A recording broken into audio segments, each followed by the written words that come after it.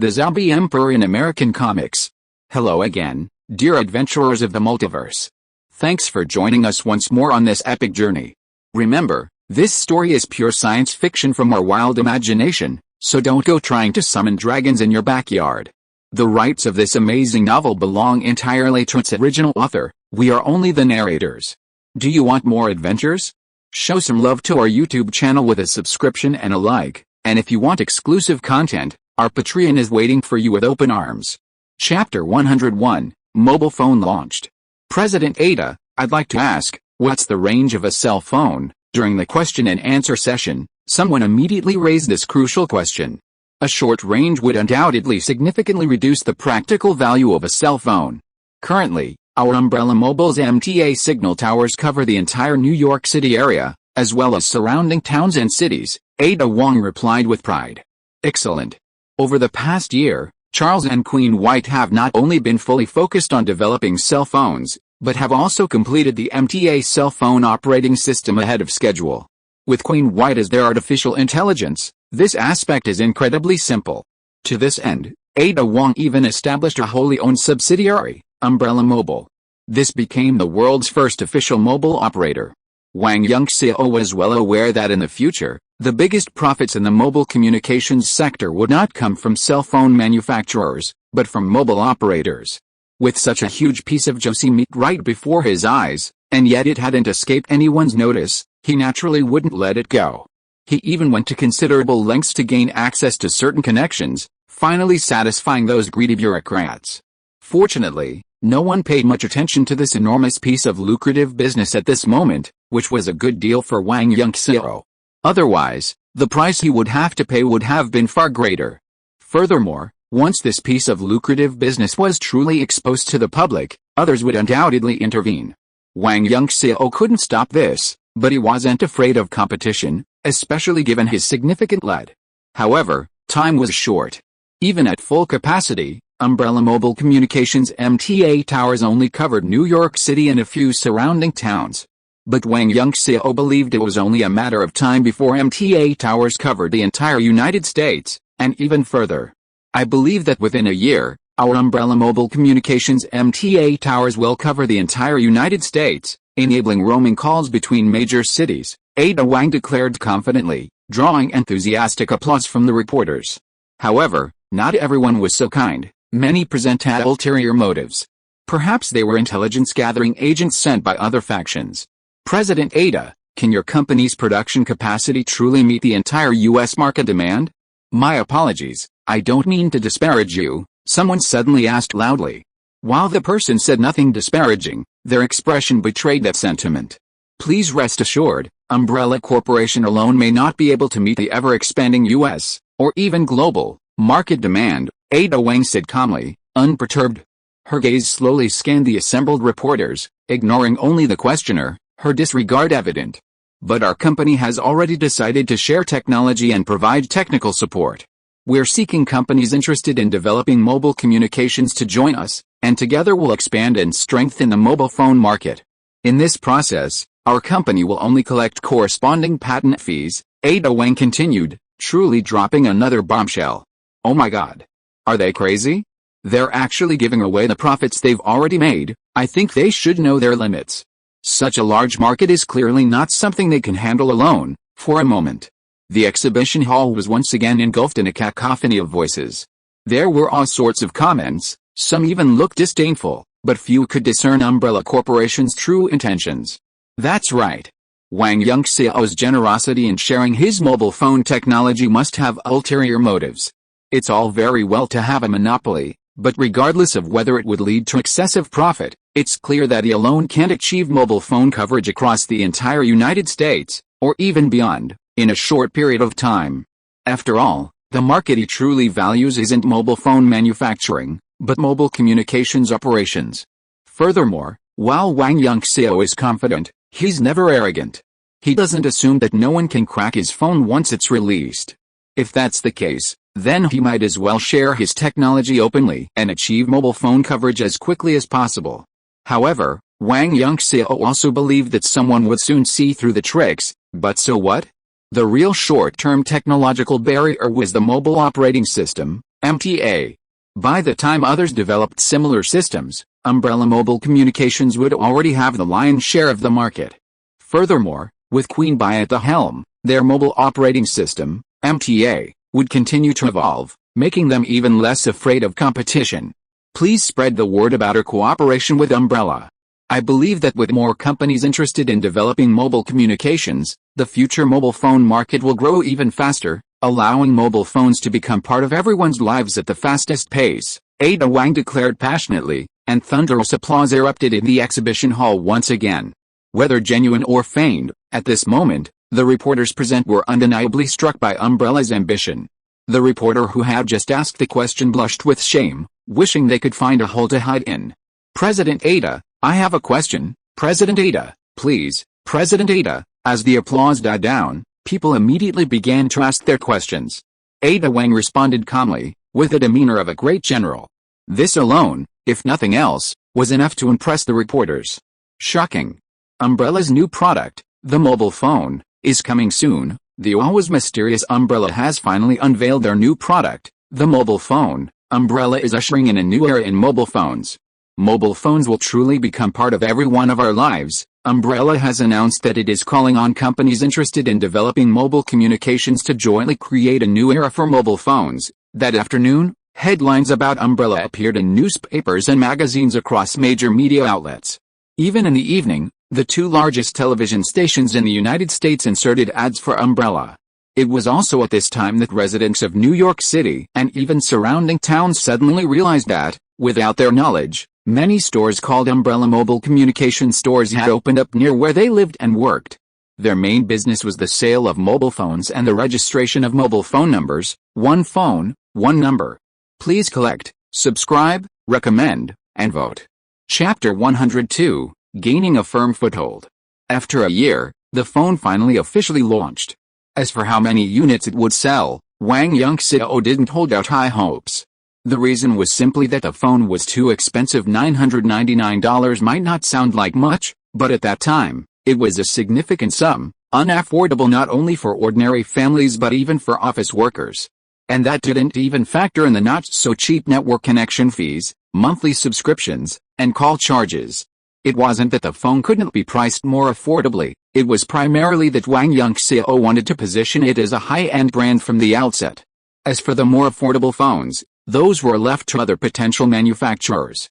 Speaking of which, it's worth noting that Ada Wang had already been contacted shortly after the product launch, even before the news broke.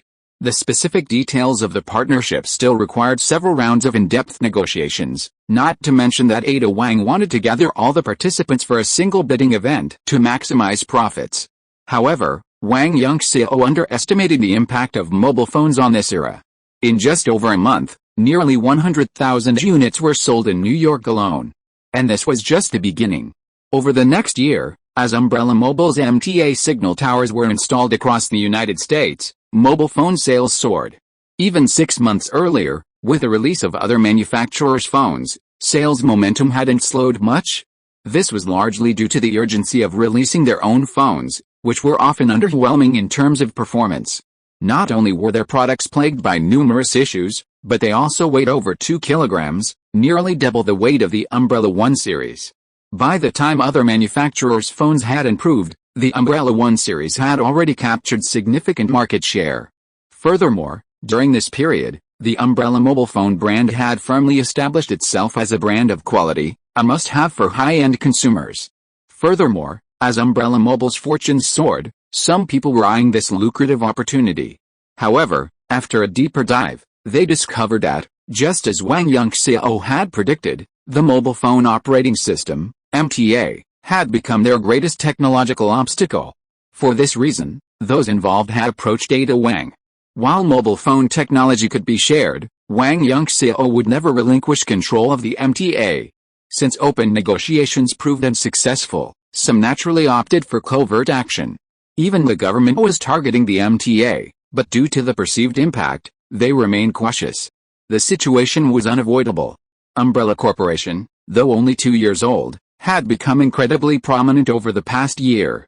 However, all shady attempts, whether from the government or those greedy capitalists, were thwarted by Lane and her security team. Furthermore, Lane's unbridled approach, coupled with the fact that Umbrella Corporation was the victim, led to considerable disturbance. There was no other way.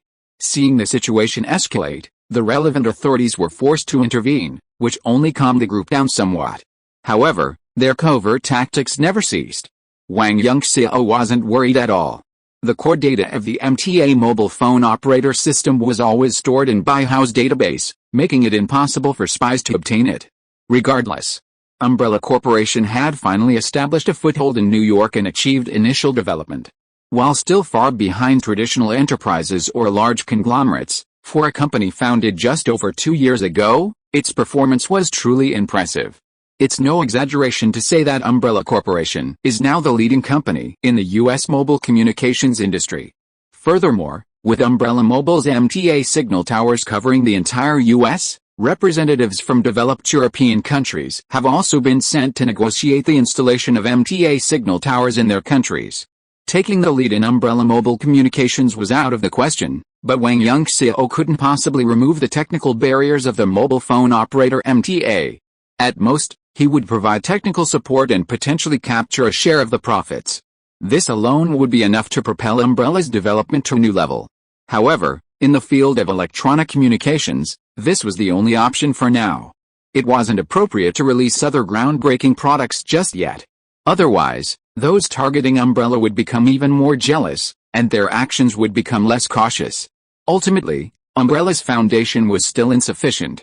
Therefore, Wang Yunxiao had decided to prioritize research and development in biology and medicine, allowing Charles to finally enter his field of expertise.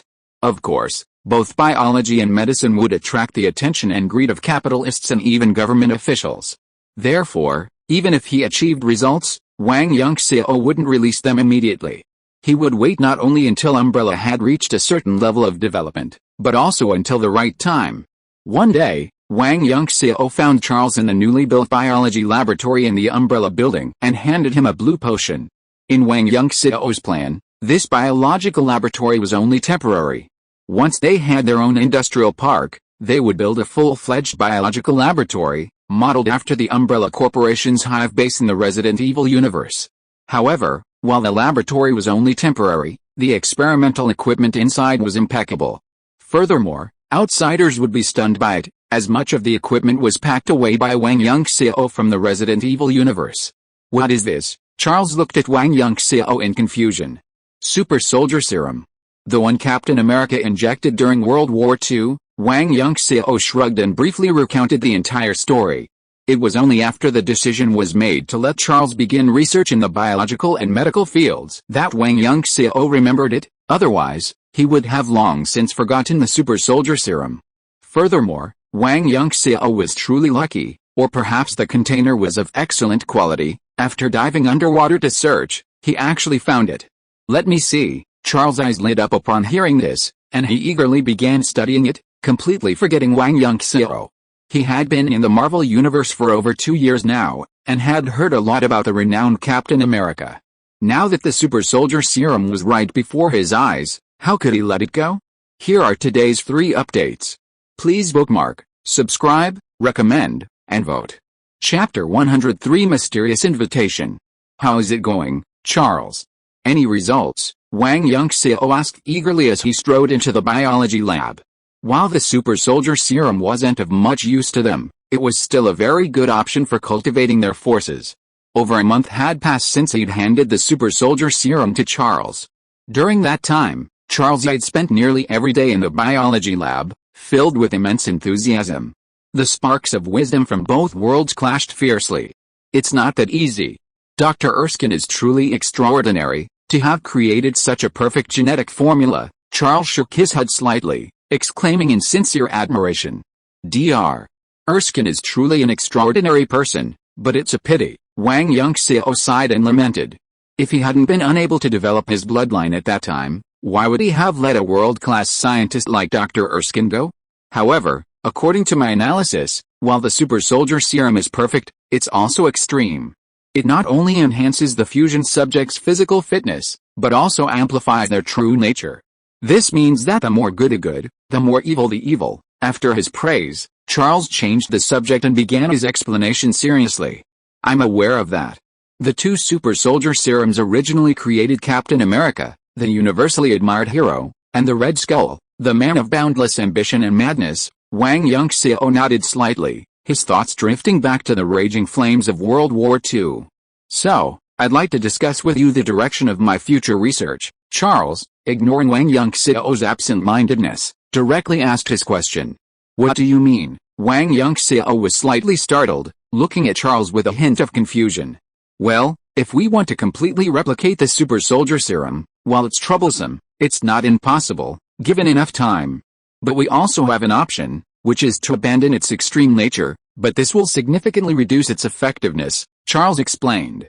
How much will the second option reduce its effectiveness? Wang Yunxiao asked. It's hard to say right now, but at most no more than 30% of the original, Charles smiled wryly. The difference was indeed enormous, practically two different levels. 30%, Wang Yunxiao fell into deep thought, but he didn't show any disappointment. While 30% effectiveness wasn't even half of what the super soldier serum had, it wasn't bad at all. It almost matched the level of his initial transformation into a zombie, which was already quite impressive, not to mention it also eliminated the super soldier serum's side effects. And that was exactly what he valued. He wanted to use this to train his subordinates. If it turned into a group of supervillains, that would be a real spectacle, and that was clearly not what he wanted. Furthermore, Wang Yunxiao judged that with 3 times the physical strength of an average person, equipped with advanced thermal weapons, their combat effectiveness should be comparable to that of Black Widow and Hawkeye from the later Avengers. Most importantly, who could say that the new super soldier serum was static and could never be optimized? Not to mention Wang Yunxiao's ability to travel between dimensions, there's no guarantee those dimensions won't have similar genetic serums. Even within the Marvel Universe, there are plenty of super serums, like the Extremis virus, the Centipede virus, even Wakanda's Heartweed, or the Mutant X gene, all of which could be used as references. Okay. Let's proceed with the second option. How long do you estimate it will take? Wang Yunxiao immediately made his choice and asked another question that concerned him. While Umbrella Corporation is rapidly developing, its security capabilities are still far behind. This makes Wang Yunxiao hesitant to act rashly, let alone leave the Marvel Universe. After all, within that mysterious dimension, there's an uncharted dimension waiting for him to explore. 3 years. Give me 3 years, and I'll have a finished product, Charles replied bluntly, clearly having a plan in mind. Okay. But, Charles, don't forget that the company needs to come up with at least a few effective drugs first. Wang Yunxiao nodded slightly, thought for a moment, and added. That's easy. All of this is detailed in Queen Bai's database. It won't take me long, Charles said nonchalantly, spreading his hands. Mr. Wang, Ms. Ada wants to see you. Charles had just mentioned Queen Bai when she suddenly appeared. Oh? I see. Wang Yunxiao was stunned for a moment, then nodded in response. Meanwhile, he was deeply puzzled by what kind of event had occurred. Clearly, something truly significant had occurred, otherwise Ada Wang wouldn't have specifically asked Queen Bai to notify him. Charles, I'll be working on you from now on. Wang Yunxiao patted Charles' shoulder gently, then, without further delay, hurried out of the biological laboratory. In the president's office, Wang Yunxiao found Ada Wang, her face sullen. Lane was also there, her expression even uglier than Ada Wang's. What's wrong? Who made you so angry? Wang Yunxiao remained expressionless as he strode over to the two women and kissed each on the cheek. HMPH, Lane snorted, ignoring Wang Yunxiao, clearly still furious. Be serious, Ada Wang slapped Wang Yunxiao lightly in annoyance. Today, an invitation suddenly and silently appeared on my desk, Ada Wang said, her expression becoming serious. Oh? When did it happen? Wang Yunxiao frowned slightly, a hint of caution creeping into his face. Wang Yunxiao naturally understood the two women's reaction. Although Umbrella Corporation was newly established, its headquarters had a formidable security presence. Otherwise, it wouldn't have been able to withstand the shady tactics of those greedy capitalists and even the government. Even so, the fact that someone had managed to slip an invitation onto Ada Wang's desk without anyone noticing was truly a serious concern. Lane, responsible for Umbrella Corporation's security, was deeply humiliated by the incident and eager to teach the perpetrator a lesson. I don't know. When Lane and I came back from lunch, The invitation was already on my desk, Ada Wang said in a serious tone, handing a black invitation with a gold-edged etch to Wang Yunxiao. So that's it. Wang Yunxiao's pupils suddenly narrowed as he flipped open the invitation, muttering softly. Please bookmark, subscribe, recommend, and vote. Chapter 104 Hellfire Club. You knew? Ada Wang looked at Wang Yunxiao with a hint of curiosity. Well, perhaps you don't know, but in this world, some people are born with genetic mutations. They're born with all sorts of superpowers, and they're called mutants. Wang Yunxiao nodded slightly, his expression serious. This world is truly incredible. Not only do we have superheroes like Captain America, but we also have beings like mutants. Ada Wang couldn't help but sigh in amazement. Even Lane, upon hearing this, no longer cared to be angry with him, and cast a surprised look at Wang Yunxiao. Actually, mutants haven't existed since the beginning. I've told you before, the Marvel Universe is infinitely vast, and the truly powerful possess the power to destroy even the universe. And at the beginning of the Marvel Universe, the most powerful beings were the Celestials. After some thought, Wang Yunxiao decided to talk more with the two women. The Celestials are an unknown group of non-material, energy-conscious life forms, one of the earliest races to emerge in the universe. Approximately 1 million years ago, the Celestials descended upon Earth and conducted genetic testing and experiments on humans, and this is the origin of mutants. As Wang Yunxiao recounted his story, a vast cosmic map seemed to emerge before the two women, bringing home the immensity and danger of the Marvel Universe. Are you saying this Hellfire Club is a mutant organization? After a moment of shock, Ada Wang returned to the point and asked Wang Yunxiao. Yes. The invitation was signed by the Hellfire Club, inviting Ada Wang to join them. While the content was concise, the manner in which it was delivered was far more complex, its threat evident. HMPH. Mutants, so what? I'd love to meet them, Lane said unhappily, her eyes blazing with a fierce fighting spirit. You can't say the Hellfire Club is a mutant organization. It originated as a social club for the British elite in the 18th century. It later developed into a club that brought together the world's wealthiest and most powerful people, moving its headquarters to the United States during World War II. Wang Yunxiao gently stroked Lane's pink back and explained the general situation of the Hellfire Club. So, how does this relate to mutants? Ada Wang asked curiously. She didn't believe Wang Yunxiao would bring up mutants for no reason if the two were unrelated. Of course it is related. Shortly after the end of World War II, a mutant named Sebastian Shaw joined the Hellfire Club. After years of secretly accumulating strength and developing, he has now become the main organizer, the Black King. Wang Yunxiao's expression became extremely cautious when mentioning Black King. Wang Yunxiao couldn't help but be cautious. As the new generation of the Hellfire Club's Black King, Sebastian is an alpha-level mutant. Even among the entire mutant community, he is at the top. Above that, there was only an Omega level, but as far as he knew, there was only one Omega level figure in the entire Marvel Universe, Dark Phoenix. Facing Sebastian, Wang Yunxiao, now only a third-generation zombie, had no confidence at all. Furthermore, he was assisted by two powerful mutants, Azazel the Red Devil and Janus Questi, both at the beta level. Of course, if it were just beta level, he wouldn't have taken it too seriously. Beyond that, Wang Yunxiao was most concerned about the other three powerful organizers of the Hellfire Club. Donald White King Pierce, Selene Black Queen Galio, and Emma Grace Frost, the White Queen. The White King was a bit less of a concern, having never appeared in the entire Marvel Cinematic Universe. Even if he truly existed, Wang Yunxiao wasn't particularly worried. He knew he hated mutants with all his might and couldn't coexist with Sebastian. Although the Dark Queen had never appeared in the Marvel Cinematic Universe, it was always better to be safe than sorry. The key was her immense power, even significantly stronger than Sebastian's. Wang Yunxiao judged her to be above Alpha level, but not yet Omega. Not only was she the oldest known mutant, but her abilities encompassed a vast spectrum, somewhere between mutant power and magic, defying precise definition. As for the White Queen, possessing two mutant powers, psychic powers in diamond form, she was also a true Alpha level. While her combat prowess might be weaker than Sebastian's, her psychic powers were undoubtedly one of the most formidable, making them difficult to effectively defend against. If my guess is correct, the one delivering the invitation this time should be the Red Devil. Wang Yunxiao didn't hold back, outlining his concerns and anxieties. The two women's expressions changed slightly upon hearing this, their eyes flickering with disbelief and deep fear. Then what should we do? Ada Wang asked solemnly after a long pause. Go. Why not? We don't know who's stronger or weaker. Before Wang Yunxiao could make a decision, Lane declared decisively, the burning fighting spirit in her eyes undimmed. Yes, we still have to go. Since they've set their sights on us, they won't give up easily. If we don't go, we'll appear too weak. Ada Wang's expression darkened and he said in a deep voice. Then it's settled. Wang Yunxiao naturally had no objections. As Lane had said, they had to fight to see if they could win.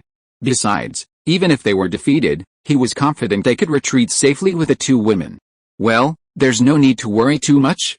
An organization like the Hellfire Club, which has survived to this day, is definitely not one of tyranny.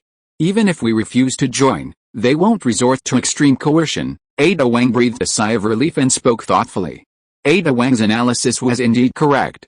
Ultimately, the Hellfire Club was merely a loose organization.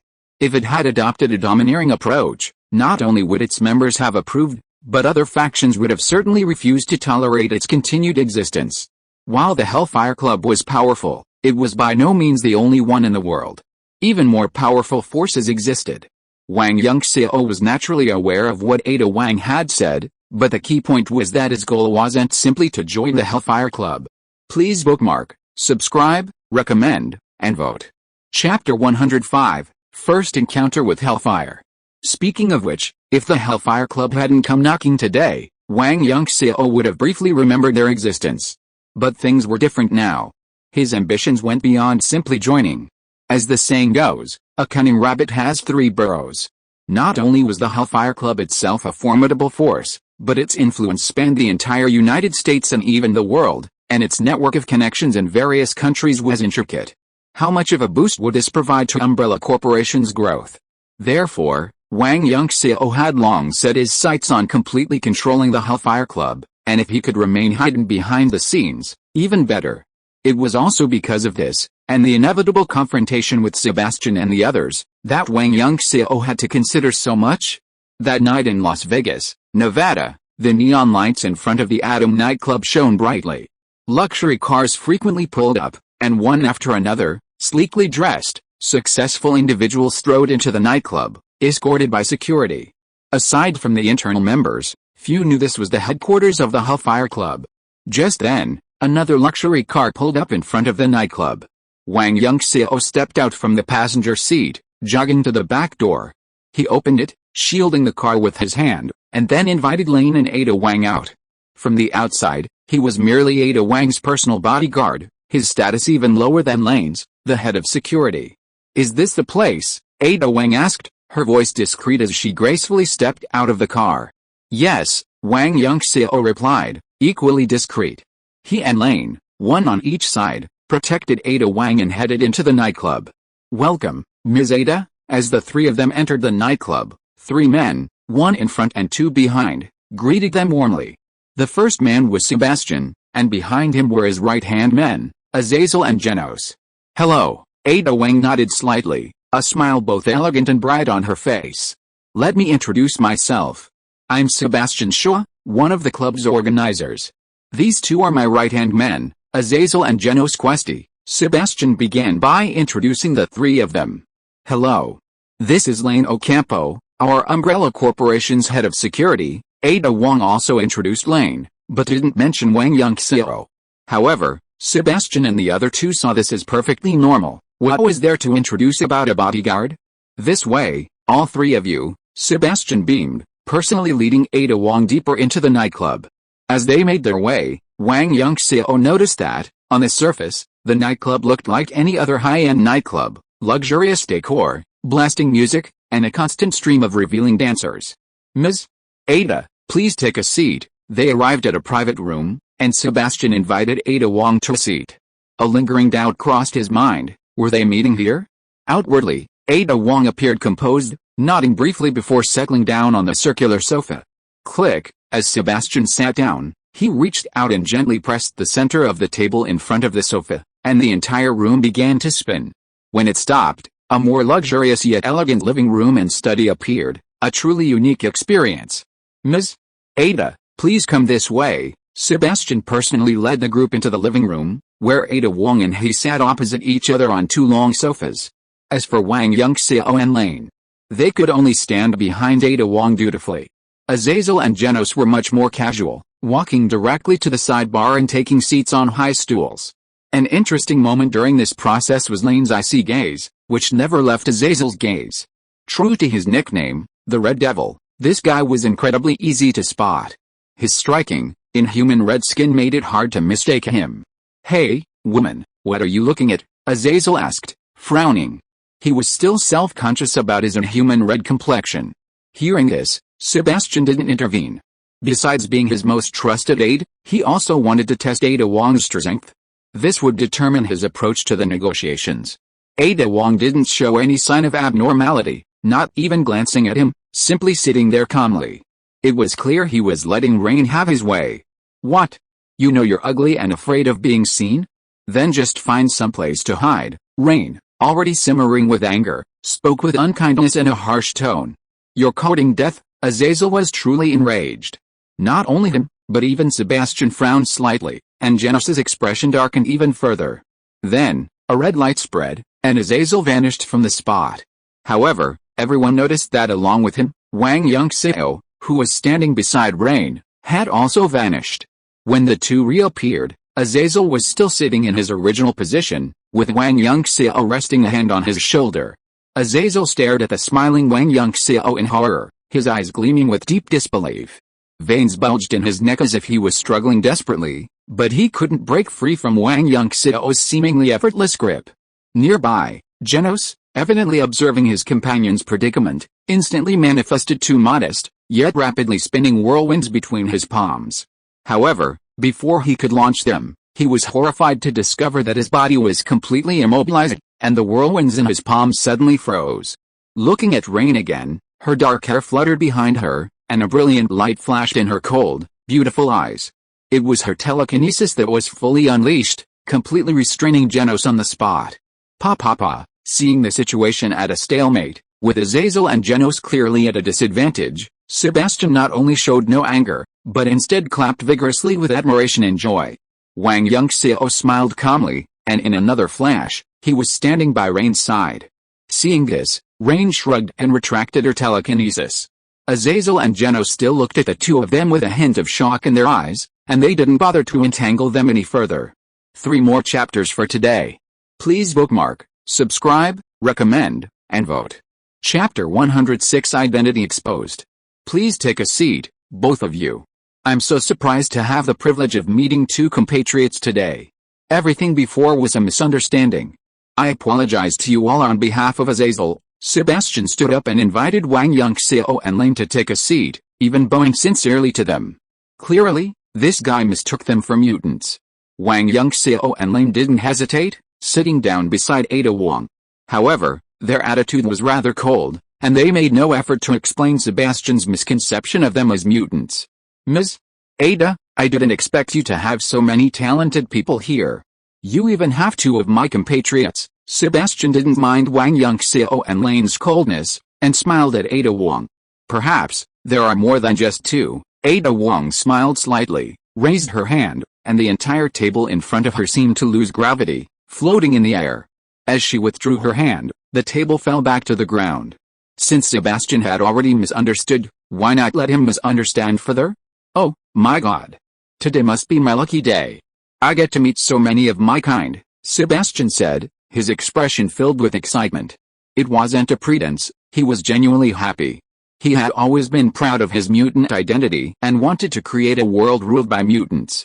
However, at this time, the number of mutants was still too small, and his ambition needed more mutants to help him realize it. 3. The revolution is coming. When humans discover who you are, you will face the same choice I did, slavery. Or rise up and become the masters of this world, Sebastian said earnestly, suppressing his excitement. The 3 of them exchanged bewilderment. The 2 girls, in particular, were completely confused as to what Sebastian was up to. Was he treating them like naive children? "Join us. Let's rule the world together and live like kings," Sebastian spoke with increasing excitement, as if lost in an endless reverie. Looking at Sebastian before them, his expression and demeanor, The three of them felt a strange sense of déjà vu, as if Oswell E. Spencer had reappeared before them that day, imagining himself as the creator god and ushering in a new era. Zio, you've miscalculated this time. Suddenly, just as Sebastian was lost in his own fantasy, another sensual female voice rang out. Then, everyone saw a stunning woman in a black leather jacket and pants, her already alluring figure even more strikingly enhanced. She swayed gracefully towards them, clutching several goblets filled with shimmering, crimson wine. Wang Yunxiao's pupils narrowed slightly at the sight of this woman. Although he had never met her before, he recognized her instantly. This was the woman he feared so much, Selene Galio, the Black Queen of the Hellfire Club. Selene smiled sweetly and gently placed her glass of wine in front of Wang Yunxiao and the other two. The moment she bent down, her two large, white breasts captivated Wang Yunxiao's gaze, a truly alluring sight. However, the next moment, Wang Yunxiao felt a pang of pain. Her small hands discreetly slid up his waist and gave him a firm squeeze. The pang was truly exhilarating, a double dose of the exhilarating. Am I right? Our American hero, god of war, Wang Yunxiao. Selene sat down beside Sebastian, handed him another glass of red wine, and then raised her glass to Wang Yunxiao. But her words startled the other two. That's all in the past. Besides, the U.S. government has never acknowledged my existence either, Wang Yunxiao shrugged nonchalantly. Indeed. Ever since that battle, when Wang Yunxiao and Steve disappeared without a trace while stopping the Red Skull's final madness, the U.S. government has been hyping up Captain America's heroic deeds, but has never acknowledged him as the god of war. People tend to forget things, and with the passage of time, how many people still remember him? Wang Yunxiao didn't really take it seriously, which made it easier for him to hide behind the scenes until the right time came. Ha ha ha. I never thought the famous American superhero god of war is one of our compatriots. The U.S. government's refusal to acknowledge you is their loss. We are the true kin. Sebastian laughed heartily, showing no sign of embarrassment. Perhaps. This must be the Black Queen, right? Wang Yunxiao remained non-committal, instead showing more interest in Selene. It wasn't because of her beauty or sex appeal, but rather because he was genuinely curious and wary of her strength. But apparently, others didn't share this sentiment. Wang Yunxiao could clearly sense a chill emanating from either side of him, which made him feel even more bitter. Let me introduce myself. I'm Selene Galio, one of the club's organizers. Welcome to join us, Selene said with a delicate laugh, her demeanor composed. She was indeed remarkable. In a few words, she had already lumped Wang Yunxiao and the other two into the Hellfire Club. Sebastian didn't say much, letting Selene take the reins of the conversation. However, a strange glint flickered deep in his eyes, revealing what he was planning. Of course, it's our honor to join the Hellfire Club. I believe that as long as we help each other, we can achieve even greater success together. Wang Yunxiao readily agreed, but also offered his terms. That's for sure. Our reach reaches every aspect of the United States and even Europe. We will definitely not let any of us down. Selene's expression was full of confidence.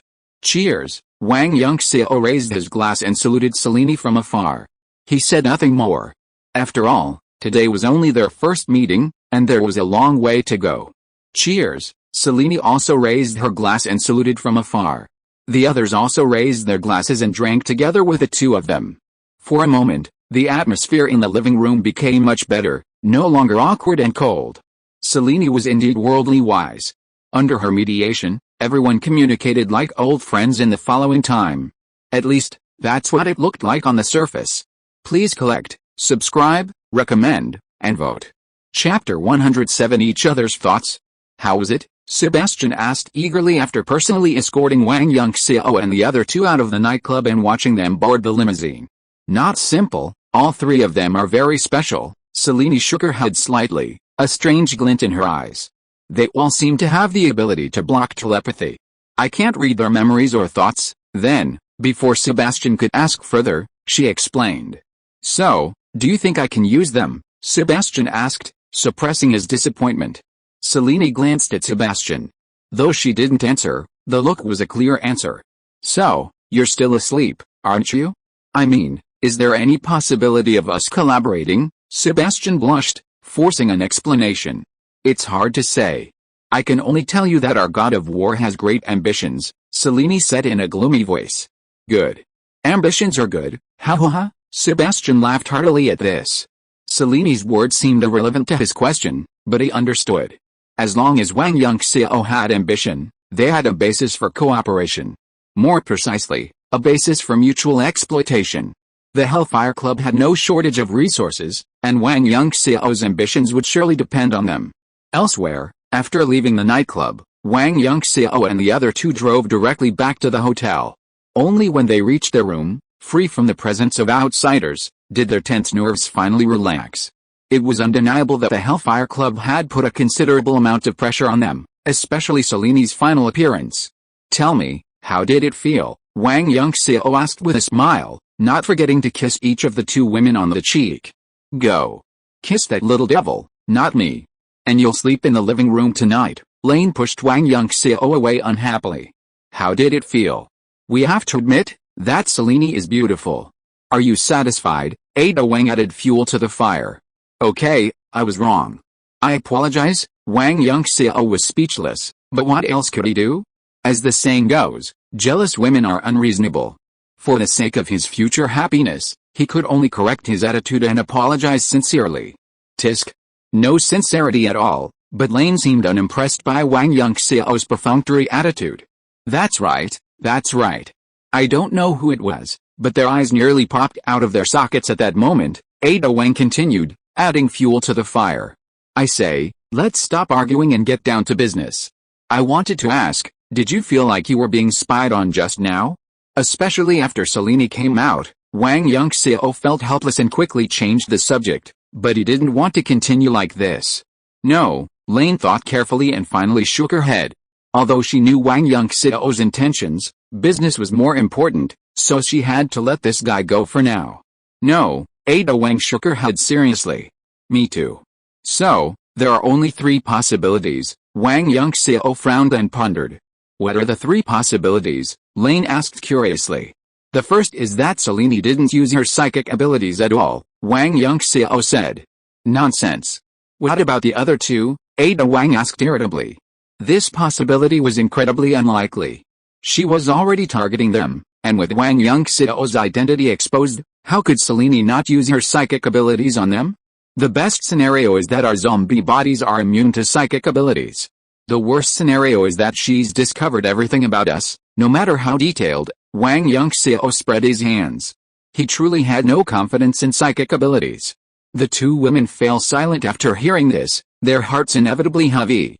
The first 2 possibilities were fine, but the last one would put them in a very difficult position. For a moment, the atmosphere in the room became extremely gloomy. "Well, now that things have come to this, there's no point in overthinking it. Besides, maybe it's not the worst-case scenario," Wang Yunxiao said after a long pause, feigning casualness. In truth, Wang Yunxiao had considered this worst-case scenario long before deciding to engage with the Hellfire Club. Even so, he was certain that while some secrets would inevitably be exposed, the memories of his first life would likely remain inaccessible. While there was no proof, or perhaps it was just a hunch, he trusted it strongly. However, even exposing only a portion of their secrets, especially the origins of the 2 women and his ability to travel through time and space, would inevitably put them in a vulnerable position, but he wasn't completely without options. As the saying goes, the one who laughs last is the true winner. Until then, he was confident they had enough value to convince Sebastian to use them without revealing their secrets. That's all we can do for now. Let's take it one step at a time. But do we really want to join the Hellfire Club? Sebastian's ambitions are considerable, and I'm afraid he'll cause a lot of trouble in the future. Ada Wang didn't finish her words, but the meaning was clear. That's right. Seeing that guy reminds me of that bastard Oswell. Nothing good will come of being involved with someone like that, Lane interjected. Her words were filled with dislike for Sebastian. Let's use each other's strengths. It's undeniable that with the Hellfire Club's help, our umbrella corporation will surely grow faster, and it will also save us a lot of trouble. Coincidentally, Wang Yunxiao's words coincided with Sebastian's thoughts. Wang Yunxiao had long been aware of Sebastian's ambitions, but he didn't take them too seriously. He was more concerned about the Hellfire Club's usefulness. That's true, but we still have to be careful. Ada Wang agreed with Wang Yunxiao, but she still felt a little worried. Don't worry, For us, the most important thing right now is to develop ourselves. As long as we're strong enough, we have nothing to fear from others. Wang Yunxiao, however, was not worried at all, and looked confident. Okay, Ada, let's stop worrying about this. This bad guy must have had a plan all along, Lane said unhappily, pulling Ada Wang, who was about to say something else. She had seen Wang Yunxiao's smugness without revealing a single detail. Please bookmark, subscribe, recommend, and vote. Chapter 108 Emma Grace Frost. As the saying goes, to destroy someone, you must first make him mad. Since his ambitions are so great, we might as well add fuel to the fire and accelerate his demise. And we'll be able to more easily obtain the resources we desire, Wang Yunxiao said with a confident smile, full of meaning. I see, that's how it is. I knew it. Ada Wang was stunned at first, then she understood everything. She looked at Wang Yunxiao with a look of reproach. Just as Lane had said, this was a bad guy. He had a comprehensive plan in mind, but he kept it hidden from them, causing them to worry. What do you mean? This time, it was Lane's turn to be confused. She couldn't understand what the two were talking about. He's been eyeing the Hellfire Club for a long time. Not just their resources, but the entire Hellfire Club, Ada Wang said unhappily, her tone still tinged with disbelief. Although she didn't know the exact nature of Wang Yunxiao's plan, she had to admit, it was truly audacious. However, if they succeeded, the rewards would be unimaginable. HMPH. Ada, let's go. Let this bad guy sleep in the living room tonight. Upon hearing this, Lane glared at Wang Yunxiao, then pulled Ada Wang towards the bedroom, leaving Wang Yunxiao alone. No, I apologize, I was wrong. I was really wrong, Wang Yunxiao cried out in pain, rising to chase after her. But he was greeted by the slam of a door. Wang Yunxiao was destined to sleep alone that night. The three of them didn't linger in Las Vegas for long the next day. Now that they had joined the Hellfire Club, they naturally had to plan how to utilize their resources to accelerate the development of Umbrella Corporation. However, Wang Yunxiao simply handed these matters to Ada Wang, and he settled into a hands-off position. He had more important things to attend to after returning to New York. This incident inevitably led Wang Yunxiao to ponder further questions. It seemed that Emma Grace Frost, the White Queen, hadn't yet joined the Hellfire Club. Could he possibly strike early? Recalling Emma's past, she likely hadn't graduated from the state university yet, or even if she had, it wouldn't be long. Therefore, starting there would offer a high probability of finding her. He chose Emma not only because she was one of the few mutants with a traceable track record, but also because such a rebellious young woman, naive and unworldly, was the easiest target. Emma's childhood was not exactly a happy one. Although she came from a wealthy family, her father was a ruthless businessman, and her mother frequently abused psychotropic substances due to family pressure, leaving her in a state of extreme rebellion. Most importantly, successfully capturing Emma would not only provide Wang Yunxiao with a valuable ally, but would also deprive Sebastian of a significant supporter. No matter how you look at it, this is undoubtedly a win-win deal. After several days of investigation, Wang Yunxiao easily found Emma, a recent graduate from a state university, and her current address. For the next 2 weeks, Wang Yunxiao would frequently appear at the coffee shop near Emma's home, finally catching her attention.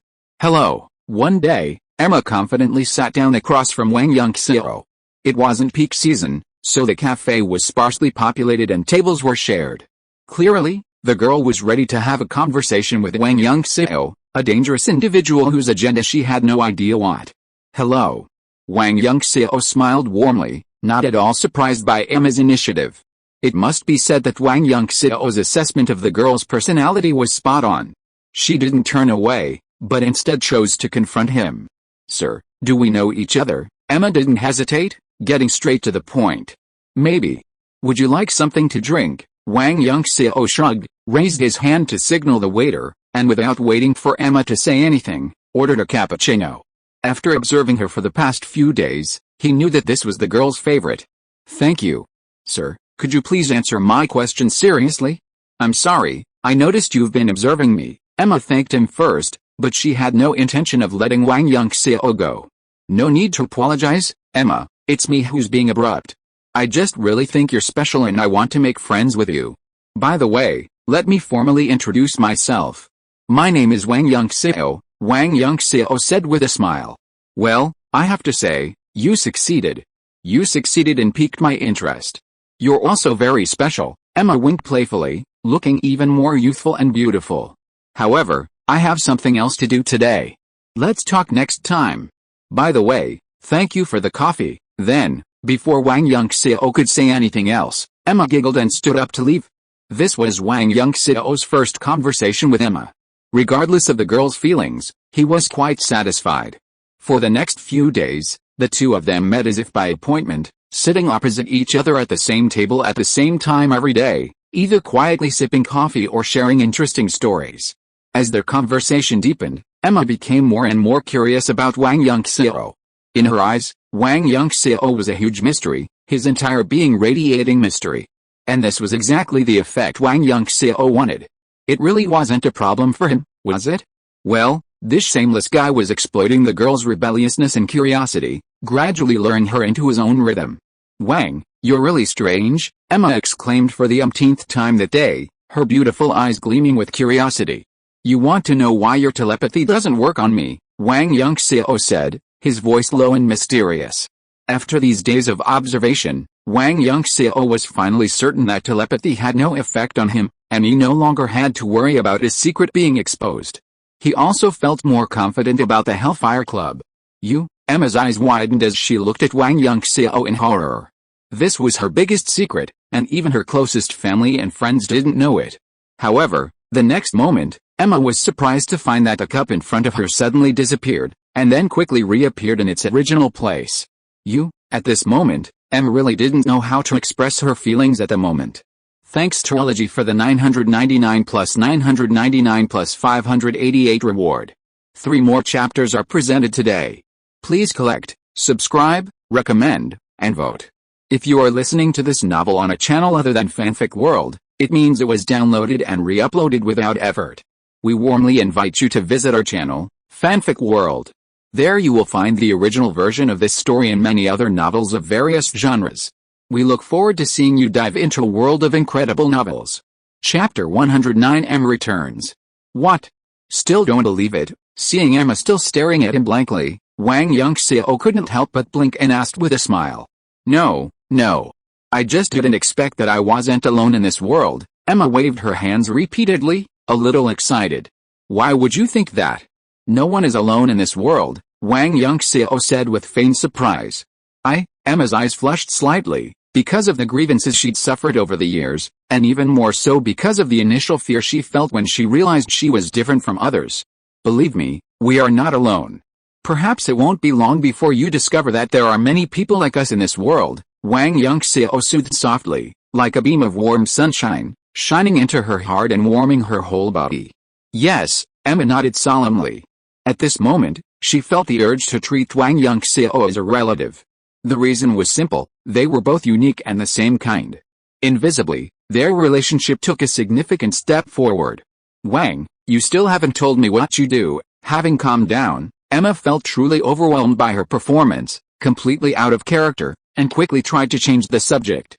Me, guess. Wang Yunxiao naturally refused to expose Emma's claims, instead playing along and joking with her. Hateful. You're still making me guess. I'm guessing you must be a very important figure. Emma rolled her eyes at Wang Yunxiao, but couldn't help but speculate. Oh? Why? Wang Yunxiao asked curiously.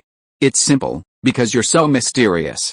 I have a feeling you must have once been someone very important, Emma exclaimed in a boastful tone. If it weren't for the glint of cunning in her eyes, Wang Yunxiao would have believed her. Congratulations, you guessed right. Too bad there's no reward. Wang Yunxiao was happy to continue playing with Emma. Hateful. Tell me, what do you do? Emma glared at Wang Yunxiao, demanding more. Is the boss behind Umbrella Corporation a big shot? Wang Yunxiao boasted shamelessly, but he didn't hide the fact that he was trying to win Emma over. Yes. They pioneered the mobile phone era, and in just 3 years, they've become a nationally renowned corporation. The outside world is very optimistic about Umbrella's future, Emma exclaimed with genuine admiration. Umbrella Corporation had been enjoying a surge in popularity recently, so she'd naturally heard a lot about it. Well, then, would you like to work at Umbrella? Wang Yunxiao smiled faintly and offered Emma a timely invitation. Sure, Emma agreed readily without hesitation. Very well, then. I'll take you to the Umbrella building tomorrow. Wang Yunxiao was very pleased with Emma's performance, which showed she was starting to warm up to him. For the next few minutes, Emma curiously asked Wang Yunxiao questions, mostly about Umbrella. It seemed like she was new to the workplace, and she was inevitably nervous. Wang Yunxiao patiently answered her questions. While the layers of mystery he had created were inevitably being gradually peeled away, this didn't disappoint Emma. Instead, it made them feel even closer. They spent a long time together today, only parting ways in the evening. They agreed that Emma would meet Wang Yunxiao at the Umbrella building the next morning. The next morning, Emma arrived early. The front desk, naturally, had greeted her in advance and taken her directly to the CEO's office on the top floor. Not only was Wang Yunxiao present, but Lane, Ada Wang, and Charles were also there, allowing everyone to get acquainted. Welcome, Emma. Let me introduce you to Ada Wang, Lane Ocampo, and Charles Ashford. They're all my family, Wang Yunxiao greeted warmly. He took Emma's hand and led her inside, introducing the three of them. Welcome, welcome, the three, having heard Wang Yunxiao mention Emma before, offered a warm welcome. Hello everyone, I'm Emma, Emma Grace Frost.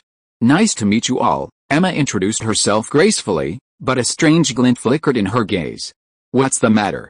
Is your telepathy useless to them? Wang Yunxiao smiled faintly, immediately understanding Emma's reasoning. Sorry, it just came out of my gut. I didn't mean anything else. Emma hadn't expected Wang Yunxiao to so directly expose her feelings, and she quickly apologized sincerely. It's okay. Sister Emma, there's no need to be so formal. Come on, I'll show you around the Umbrella building. Ada Wang took 2 steps forward and took Emma's delicate white hand from Wang Yunxiao's. Okay, Emma nodded happily, letting Ada Wang lead her out. You got a good deal, huh? Lane, who had fallen behind, glared at Wang Yunxiao and followed. Boss, I'm going back to the lab first. Charles said goodbye to Wang Yunxiao and turned to leave. If Wang Yunxiao hadn't specifically called him here, he wouldn't have been willing to leave the lab. Looking at the empty office, Wang Yunxiao was at a loss for words, a sense of foreboding welling up in his heart. Soon, his premonition came true. For a while, not only was Emma completely dominated by the 2 women, but she was also left alone in her room at night.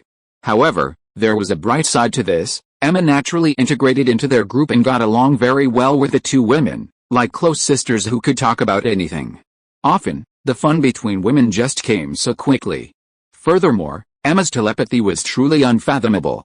Since her arrival, commercial spies sent by other forces, or those with ulterior motives, were easily identified. Ada Wang was particularly pleasantly surprised to discover Emma's extraordinary talent in company management, so it was only natural for her to be appointed as her assistant. This proved to be a significant relief for Ada Wang. These 2 events convinced everyone to recognize Emma's abilities and to welcome her aboard with even greater sincerity. Emma, a highly intelligent person, otherwise she wouldn't have become the White Queen of the Hellfire Club. She keenly sensed the change in the 2 women's attitudes, and while delighted, she also took the initiative to join the group. At that moment, Emma truly felt at home. Please bookmark, subscribe, recommend, and vote. Chapter 110, Dota Level Mutant. Autumn gave way to spring, and time unnoticed arrived in 1959. With the resources of the Hellfire Club, Umbrella Corporation entered a period of rapid growth, even catapulting it into the top 100 American corporations. Since that meeting, Sebastian hadn't proactively met with any of them, yet his efforts to mobilize the club's support for Umbrella Corporation hadn't diminished. His intention to win them over was clear. However, they all knew that the more this happened, the harder it would be for them to refuse Sebastian's requests. Ada Wang and Emma were busy managing Umbrella Corporation, steering its overall direction. Lane was also busy expanding the security department, but the Vietnam War had begun, and the U.S. was mobilizing troops to the front lines, which hindered her plans to recruit veterans. Charles, on the other hand, spent his days in the biology lab. Wang Yunxiao, conversely, was the one with the most time on his hands. With nothing to do all day, he even began to consider targeting the infamous Professor X's past was equally well documented, and he might even be easier to find than Emma. After careful consideration, Wang Yunxiao decided against this tempting option. Not only was Professor X with him, but Mystique was also with him. Both were now at least beta level, and their blood would greatly enhance the evolution of Wang Yunxiao's zombie bloodline. The temptation was truly immense. For no other reason than that Wang Yunxiao would soon use them against Sebastian, so for now, it was best to avoid them. Professor X's telepathy was extraordinary. While Wang Yunxiao wasn't afraid, there was no guarantee that others wouldn't reveal their true abilities. Emma, a fellow telepath, was no match for Professor X. Wang Yunxiao then turned his attention to the equally renowned brothers, Sabretooth and Wolverine. Both were also beta level, and both possessed greater strength and brains, making them far easier to deal with than Professor X's. For their whereabouts, it shouldn't be difficult to locate them. Based on their historical trajectory, they should be within the U.S. military during this period. However, the U.S. military is vast and sprawling, and without the specific unit numbers of the two men, locating them would be challenging. After several setbacks, Wang Yunxiao finally managed to gain a general understanding of the U.S. military.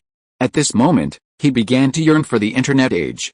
By then, the White Queen, and even the Red Queen, would have been able to flex their muscles, and he wouldn't have to deal with the hassles he faced now. However, Wang Yunxiao was bitterly disappointed. He searched the entire U.S. military, but found no trace of the two men. There were only two possibilities for this: he had made an oversight, which was inevitable, or they simply weren't currently within the U.S. military. However, Wang Yunxiao vaguely remembered that the two had spent some time in the mercenary world during the Cold War, which undoubtedly gave him another direction to look. Given their unique characteristics, they certainly wouldn't be unknown even in the mercenary world. With a clear direction, the next step was simple: Wang Yunxiao only needed to cast a wide net and wait for news. Nowadays, even with the power of Umbrella Corporation, it wouldn't be difficult to pull this off. Which of the top 100 U.S. corporations is so clean, completely free of ties to those shady areas? But what Wang Yunxiao didn't expect was that before he could hear any news about the two, he'd stumble upon a mutant. However, this mutant was merely a nameless, Dota-level character in the original novel. That night, in an abandoned factory building in Queens, a large group of hoodlums in odd clothing gathered, making noise and having fun. Bang! With a muffled thud, the factory's dilapidated door was kicked open from the outside. Then, a masked man in black strode in. Needless to say, this man was Wang Yunxiao. Damn it! Who are you? Do you want to die? Go! Kill this bastard! Immediately, several thugs rushed forward, each holding a stick, iron pipe, knife and other weapons in their hands. They were all ferocious and murderous. Bang bang bang! Wang Yunxiao strode forward, and with just 3 punches and 2 kicks, he easily knocked these thugs to the ground, and they lay on the ground crying for their parents. Although Wang Yunxiao's fighting ability was amazing, he didn't think he could easily scare off these thugs. More people surrounded him immediately. The result was self-evident. If he could still be defeated by these thugs, Wang Yunxiao would really find a piece of tofu to kill himself. In just a few minutes, the thugs were lying on the ground. Only 2 remained standing. One looked like the gang's leader, and the other, standing to his side and rear, looked more like a high-ranking thug.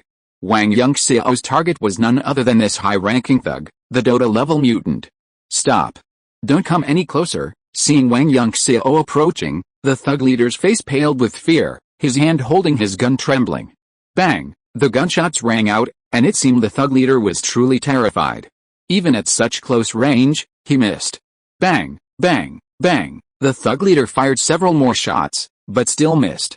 It wasn't that his marksmanship was truly terrible. At such close range, he could have easily missed a target. It was simply that Wang Yunxiao's repeated use of flash dodging had kept him from noticing. No, don't, the gang leader screamed in fear, but stopped abruptly. Wang Yunxiao waved his hand and slapped him away. Seeing Wang Yunxiao walking towards him, the only remaining Dota-level mutant did not show any fear. He looked quite confident and stared at Wang Yunxiao without blinking. Swish! Before Wang Yunxiao could get close, the mutant disappeared in an instant with a gust of wind. This was not a special ability like Wang Yunxiao's, but super speed movement. But don't get me wrong, super speed movement is just a very common ability. Although it is only a letter difference from supersonic movement, the ability is very different. In fact, his super speed movement is not as good as Wang Yunxiao's full strength burst. Bang! Wang Yunxiao stretched out a hand slowly and firmly grasped the mutant's wrist. The dagger he held tightly could not move forward any further. Please collect, subscribe, recommend and vote. Chapter 111, Fighting Wolverine. Long Island, New York, dating back to 1650 in the 17th century, has always been one of New York's affluent neighborhoods, often nicknamed the Gold Coast. It's here that Wang Yunxiao's newly purchased, luxurious estate lies. In the brightly lit living room, even Charles, who spent his days in the biology lab, had returned tonight, awaiting Wang Yunxiao's return along with Ada Wang and Lane. In a flash, Wang Yunxiao silently appeared in the living room and casually threw an unconscious figure to the ground. It was the Dota-level mutant he had just captured.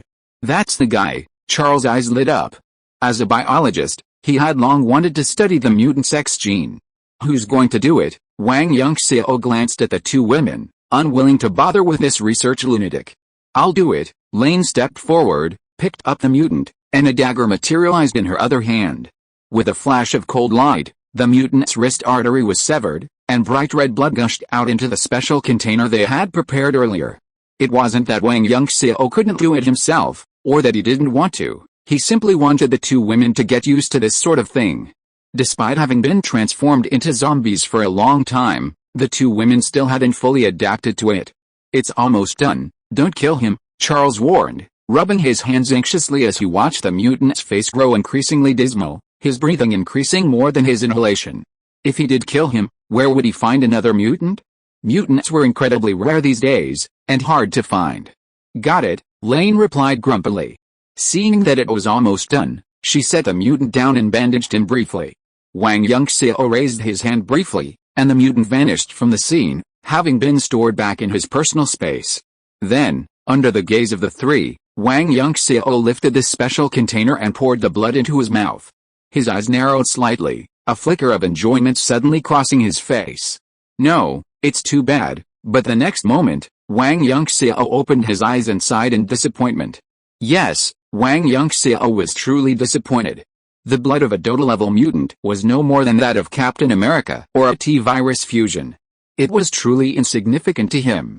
He only hoped that the blood of a Beta-level mutant wouldn't disappoint him again. No news on those two. After calming down his disappointment, he asked Lane. She had always been responsible for dealing with those mercenaries. No, Lane shook her head slightly. Okay, then, let's wait a little longer. Wang Yunxiao wasn't overly disappointed. Although he had a clear target, finding the two in the entire mercenary world was no easy task. It's getting late, shouldn't we get some rest? After finishing his business, Wang Yunxiao began to get restless again, his sparkling eyes flicking to the two women from time to time. You guys chat, I'll go keep Angela company. Come to think of it, I haven't spent any time with her in a long time. Charles shrugged and tactfully stood up to leave. Honey, when are you going to bring that little Emma over to live with us? Seeing that Wang Yunxiao was about to lose his temper, Ada Wang's words were like a sudden bucket of cold water, chilling him to the core. Well, there's no rush, she's still young. Wang Yunxiao carefully observed the expressions of the two women. It wasn't that he didn't want to follow his heart, but it was obvious that he couldn't fool them. HMPH. You're not a good person, Lane snorted coldly, pulling Ada Wang away and leaving without paying any more attention to Wang Yunxiao. No, Wang Yunxiao's shrill accusations echoed over the manor. The next morning, just as the sky was getting light, Charles excitedly found Wang Yunxiao and dragged him straight to the Umbrella building. Charles, you can study the X gene, but remember not to put the cart before the horse. In the biological laboratory, Wang Yunxiao placed the mutant in the nutrition chamber he had prepared earlier, while also reminding Charles. Don't worry, I know, Charles replied casually, but his eyes never left the mutant in the nutrition chamber, and it was unclear whether he had taken Wang Yunxiao's advice to heart. Wang Yunxiao was helpless about this, knowing that no matter how much he said, Charles would not listen. He could only hope that he would really do it. In the days that followed, Wang Yunxiao remained patient, but he hadn't anticipated that it would be 6 months before he received news of the two brothers, Sabretooth and Wolverine. In a small, unassuming village in Alaska, on the Canadian border, an unexpected visitor arrived. Furthermore, the visitor hadn't alerted anyone, like a predator lurking in the shadows, quietly observing its prey. It was none other than Wang Yunxiao, and his reason for visiting this remote, desolate village was, naturally, the secluded James Howlett, known as Wolverine, was there. It was no surprise, considering he had been searching for 6 months before finding him, having only received news by chance. Furthermore, while Sabertooth Victor Howlett didn't live in seclusion in the village, he would periodically visit Wolverine. Sunset and moonrise marked a peaceful day. James, having just returned to his shabby cabin after a busy day, suddenly stopped at the door, his hand pausing mid-air to push. James's nostrils twitched, and a beast-like gleam flashed in his eyes. Sharp bone claws jutted from the joints of his fists, and his muscles bulged slightly, becoming as hard as granite. Bang! With a muffled thud, James slammed the wooden door open and rushed into the room like a beast, his target squarely aimed at Wang Yunxiao, who sat in black clothing and a mask on a leather sofa. Crack! The leather sofa shattered, but where was Wang Yunxiao? Bang! A dull sonic boom echoed, and James was instantly aware of a powerful gust of wind from behind him, approaching with incredible force and imminent speed. However, James had experienced both World Wars I and II and had spent years in the mercenary world, so his combat experience was evident. With a sudden, sharp spin, his sharp bone claws whipped up a whistling gust of wind, sweeping towards the attacking fist behind him. Thanks to King Wu for the 100 yuan reward. Thanks to 5 House Aben for the guaranteed monthly ticket. Today's 3 updates are here. Please collect, subscribe, recommend, and vote. Chapter 112, Capturing Two Brothers. Swish, James's sharp bone claws slashed across, sending ripples through the air. But to his rage, Wang Yunxiao vanished once again, rendering his attack completely ineffective. The next moment, Wang Yunxiao reappeared on James' right side, launching a powerful, sweeping kick towards his side. James remained unfazed, blocking with his arms. Just as before, Wang Yunxiao flashed behind him and delivered a punch directly to his back. Wang Yunxiao, instead of engaging James head-on, masterfully executed his fleeting evasions, always appearing where James least expected, launching a sudden, sharp attack.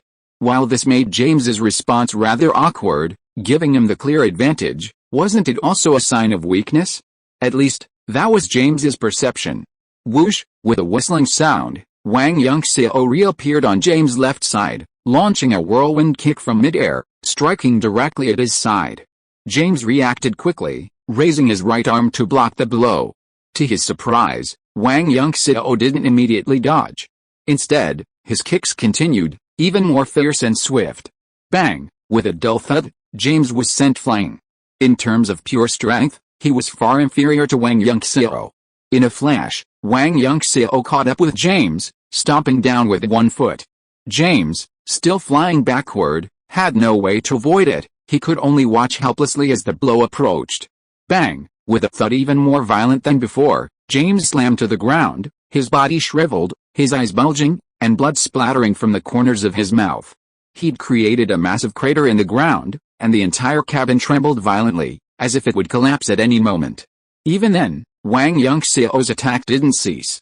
He flashed above James's head, delivering a flurry of punches that rained down upon him like a torrential rain. Intense pain assaulted every nerve in James's body, but he immediately raised his arms to shield his head.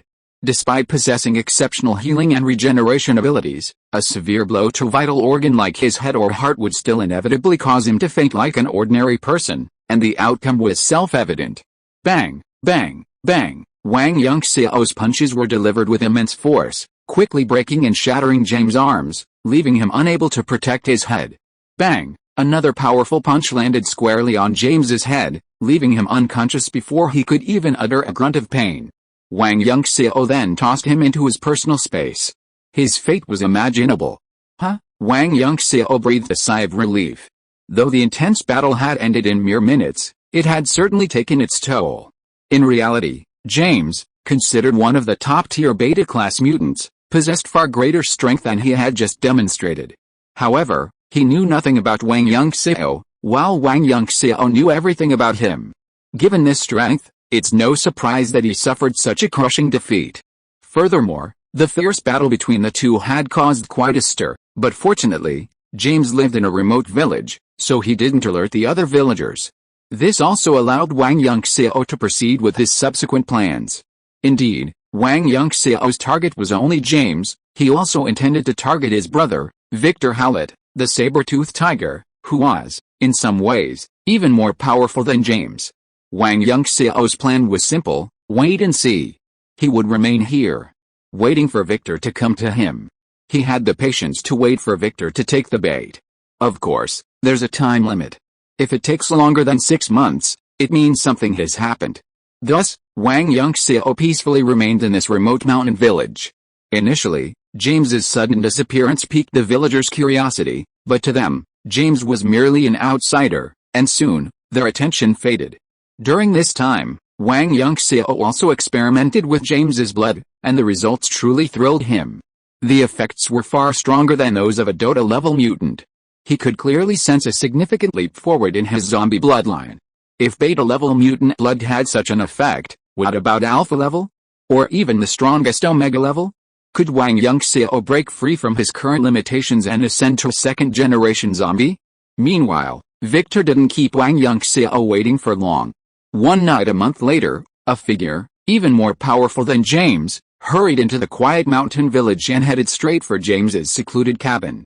Victor's mutant abilities were nearly identical to James's: super healing, super regeneration, super sensing, and super sense. His sharp bone claws, however, extended from his 10 fingertips, making it clear they were brothers. This meant that upon reaching the cabin's door, Victor was also the first to notice the disturbance. However, like James, he was reckless and chose to charge head-on. As a result, the battle ended much more quickly. Not only had Victor made the same mistake as James, failing to assess Wang Yunxiao's strength, but Wang Yunxiao had gone all out this time, unfazed by the noise and the attention of the other villagers.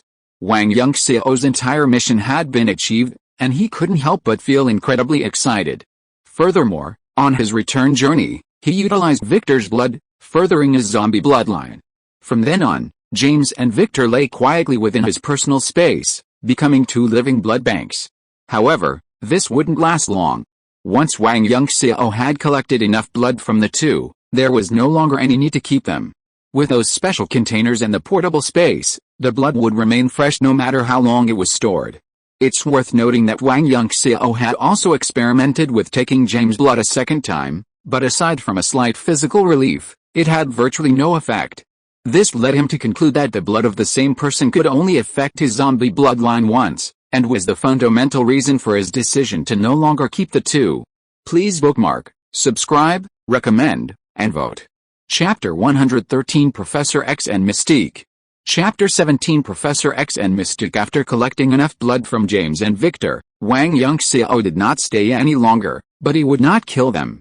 You know, in many major events of mutants in the future, the two of them will play an extremely important role to a greater or lesser extent. Wang Yunxiao stayed in this remote mountain village for more than a month. During this period, the two of them suffered a lot. They were inevitably bled every day and completely turned into blood cows. There was no way, because the two of them had the ability of super self-healing and super regeneration. Even if 90% of the blood in their bodies was drained, it would be restored to its original state in a short time. With Wang Yunxiao's departure, the two finally regained their freedom. The two were really confused, aggrieved, and even angry about what they had experienced during this period, but no matter what, they could only do nothing. Although the two were mostly conscious each time they were bled, Wang Yunxiao never revealed a flaw, so even if they wanted to get even, they had no target. Returning to New York, Wang Yunxiao didn't stir up any more trouble, quietly continuing his role as the boss behind the scenes. However, an interesting development occurred during this time. Although Emma had already joined Umbrella, Sebastian approached her. Naturally, Emma refused without hesitation, and due to Wang Yunxiao's connections, he didn't push her too hard. As a result, Emma was allowed to move into Wang Yunxiao's luxurious estate early. This was a natural progression, simply brought forward. However, this also made Wang Yunxiao realize that Sebastian's ambitions were growing, and if they could no longer be suppressed, it might not be long before he made a move. Wang Yunxiao had to be vigilant and closely monitor the movements of Sebastian and the others, fearing a situation where he would end up losing more than he gained, ultimately becoming a victim of that villain. Given Umbrella's close ties with the Hellfire Club over the years, it was inevitable that they would be dragged into the situation. While Wang Yunxiao's goal of simply withdrawing from the situation would have been straightforward, he had always harbored ambitions of truly taking control of the Hellfire Club. Therefore, Wang Yunxiao had to carefully consider when to thwart Sebastian's ambitions, how to best utilize the power of the X-Men, led by Professor X and Magneto, and how to appease the public's anger afterward. However, these matters weren't urgent. With Sebastian's final madness still several years away, Wang Yunxiao had ample time to carefully plan. So, perhaps due to boredom, Wang Yunxiao began to dwell on Professor X and Mystique. There was no way around it. The blood of beta-class mutants was simply too tempting. Wang Yunxiao had a feeling that if he absorbed a few more beta-class mutants, he would be able to break free from his current constraints and ascend to second-generation zombie form. This temptation was truly immense, truly irresistible. However, Wang Yunxiao had to consider one thing: in the future, this Professor X would be an alpha-class being. Absorbing his blood now would be a huge waste. As the saying goes, a bird in the hand is worth 1,000 in the bush. Ultimately, Wang Yunxiao decided that rather than wait for the unknown future, it would be better to improve himself as quickly as possible. This way, he would have a better chance of facing Sebastian or Selene.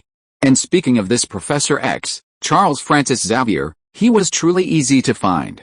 Having graduated from Harvard at the age of 16, he attended Oxford and Columbia universities, earning doctorates in genetics, biology, physics, and psychology, making him a prominent figure in the relevant academic circles.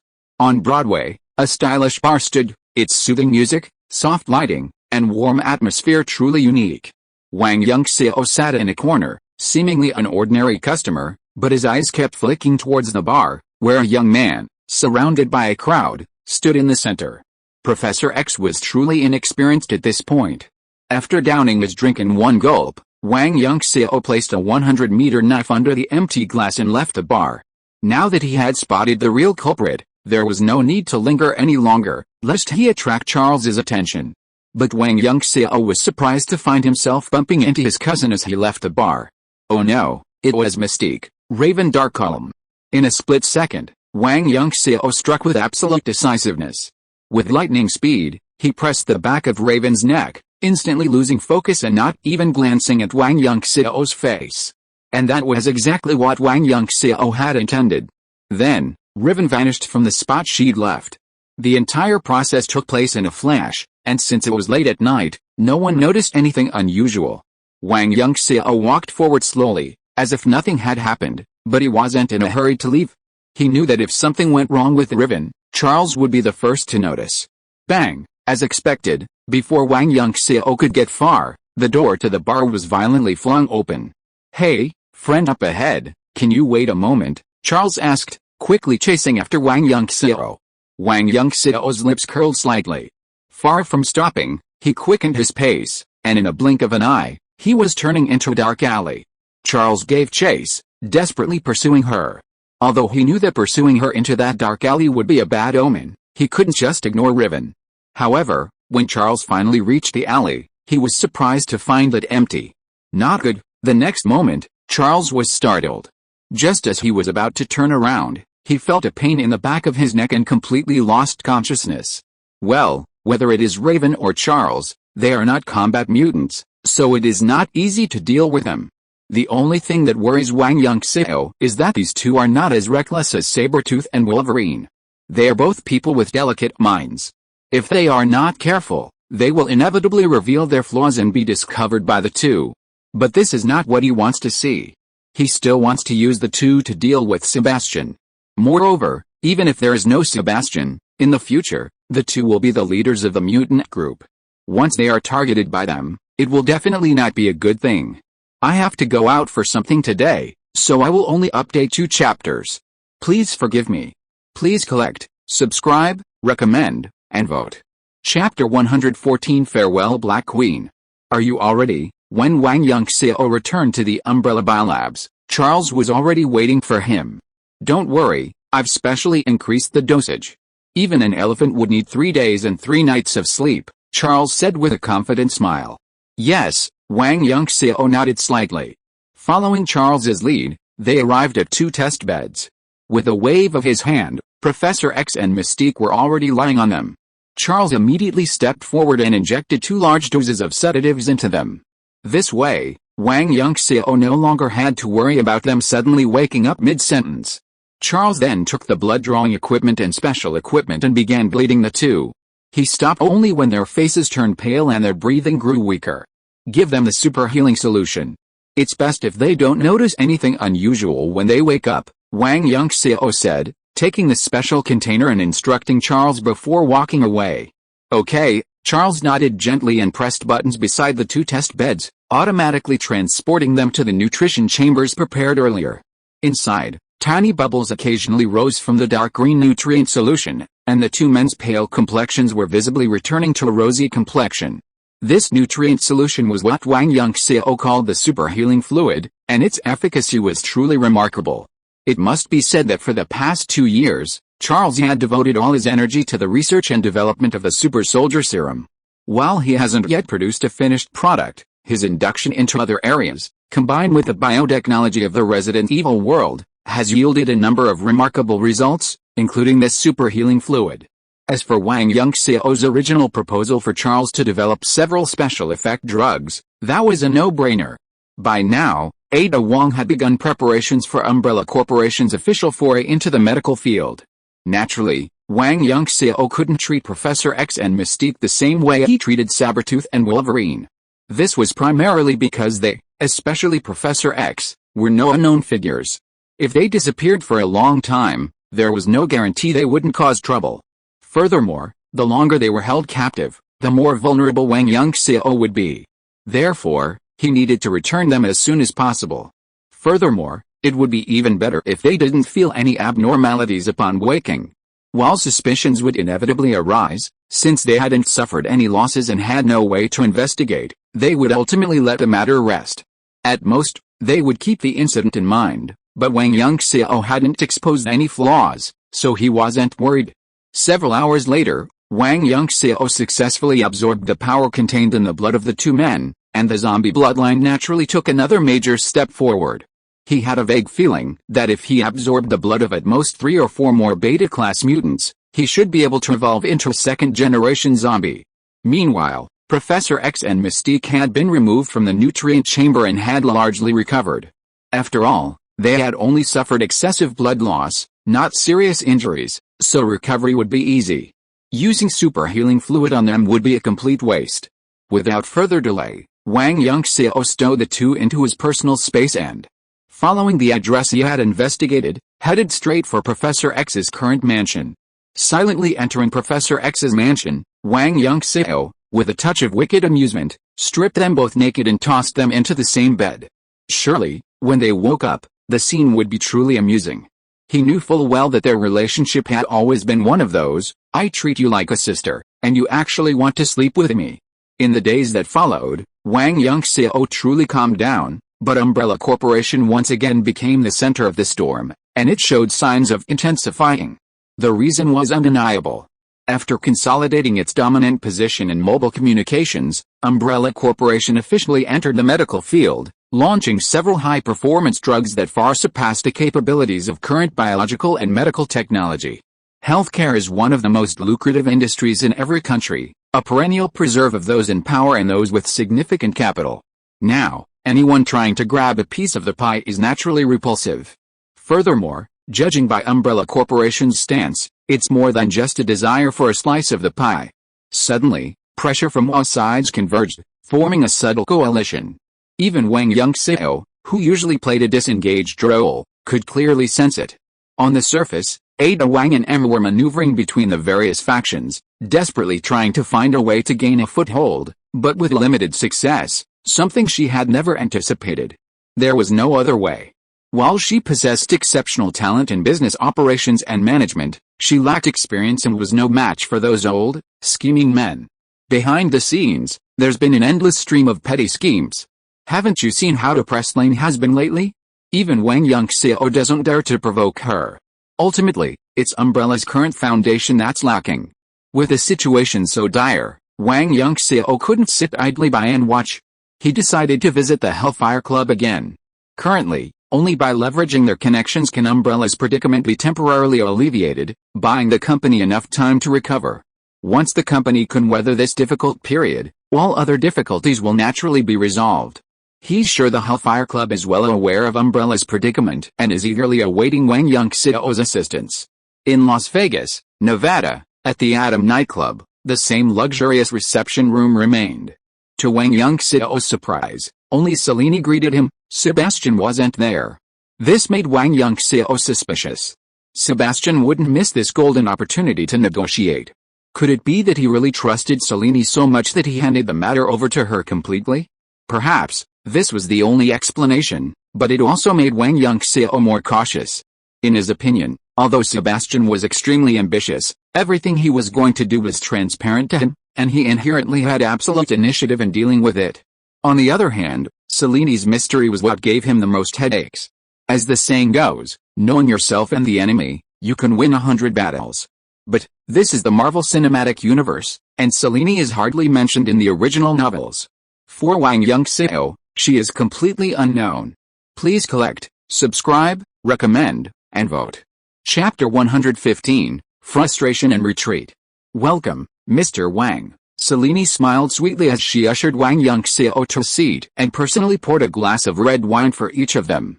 Long time no see, Ms. Galio. Wang Yunxiao remained impassive, smiling as he raised his glass and toasted Selene from a distance.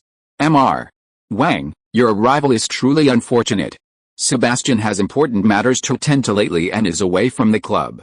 I'm sorry I can't greet you personally. Selene gracefully raised her glass, meeting Wang Yunxiao's from a distance, taking a sip of her wine. A seductive blush immediately spread across her face, and every movement radiated endless allure. That's truly unfortunate, but I'm very happy to meet Ms. Galio. Wang Yunxiao smiled carelessly, still joking, but his mind raced. Was Sebastian truly on a mission? If so, what could it be?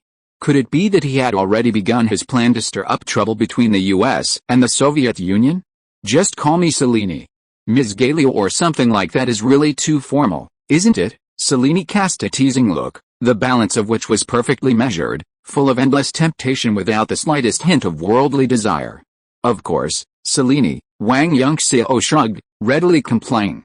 Well, he had to admit, this woman was truly amazing, utilizing her natural talents to the fullest. I wonder what brings you here today, Mr. Wang. Selene looked at Wang Yunxiao with a smile.